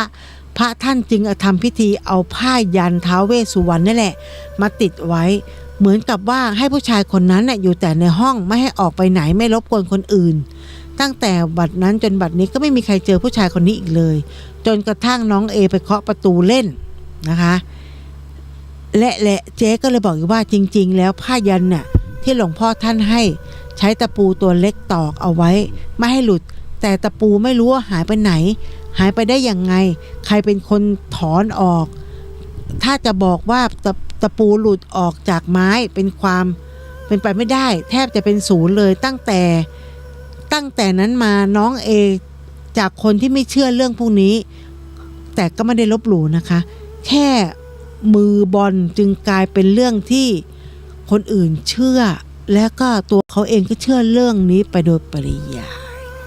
จบพอดีจริงๆน่าจะถูกแล้วก็คือไม่น่าจะขังเขาไว้เนาะน่าจะปล่อยเข้าไปถูกน่าจะปลดปล่อยน่าถูกแล้วคือพระก็ไปเอาท้าวเวสแล้วไปปิดเขาไว้อย่างนั้นไงเขาก็ดีแล้วเขาไม่ได้ไปผุดไปเกิดหมดเวลา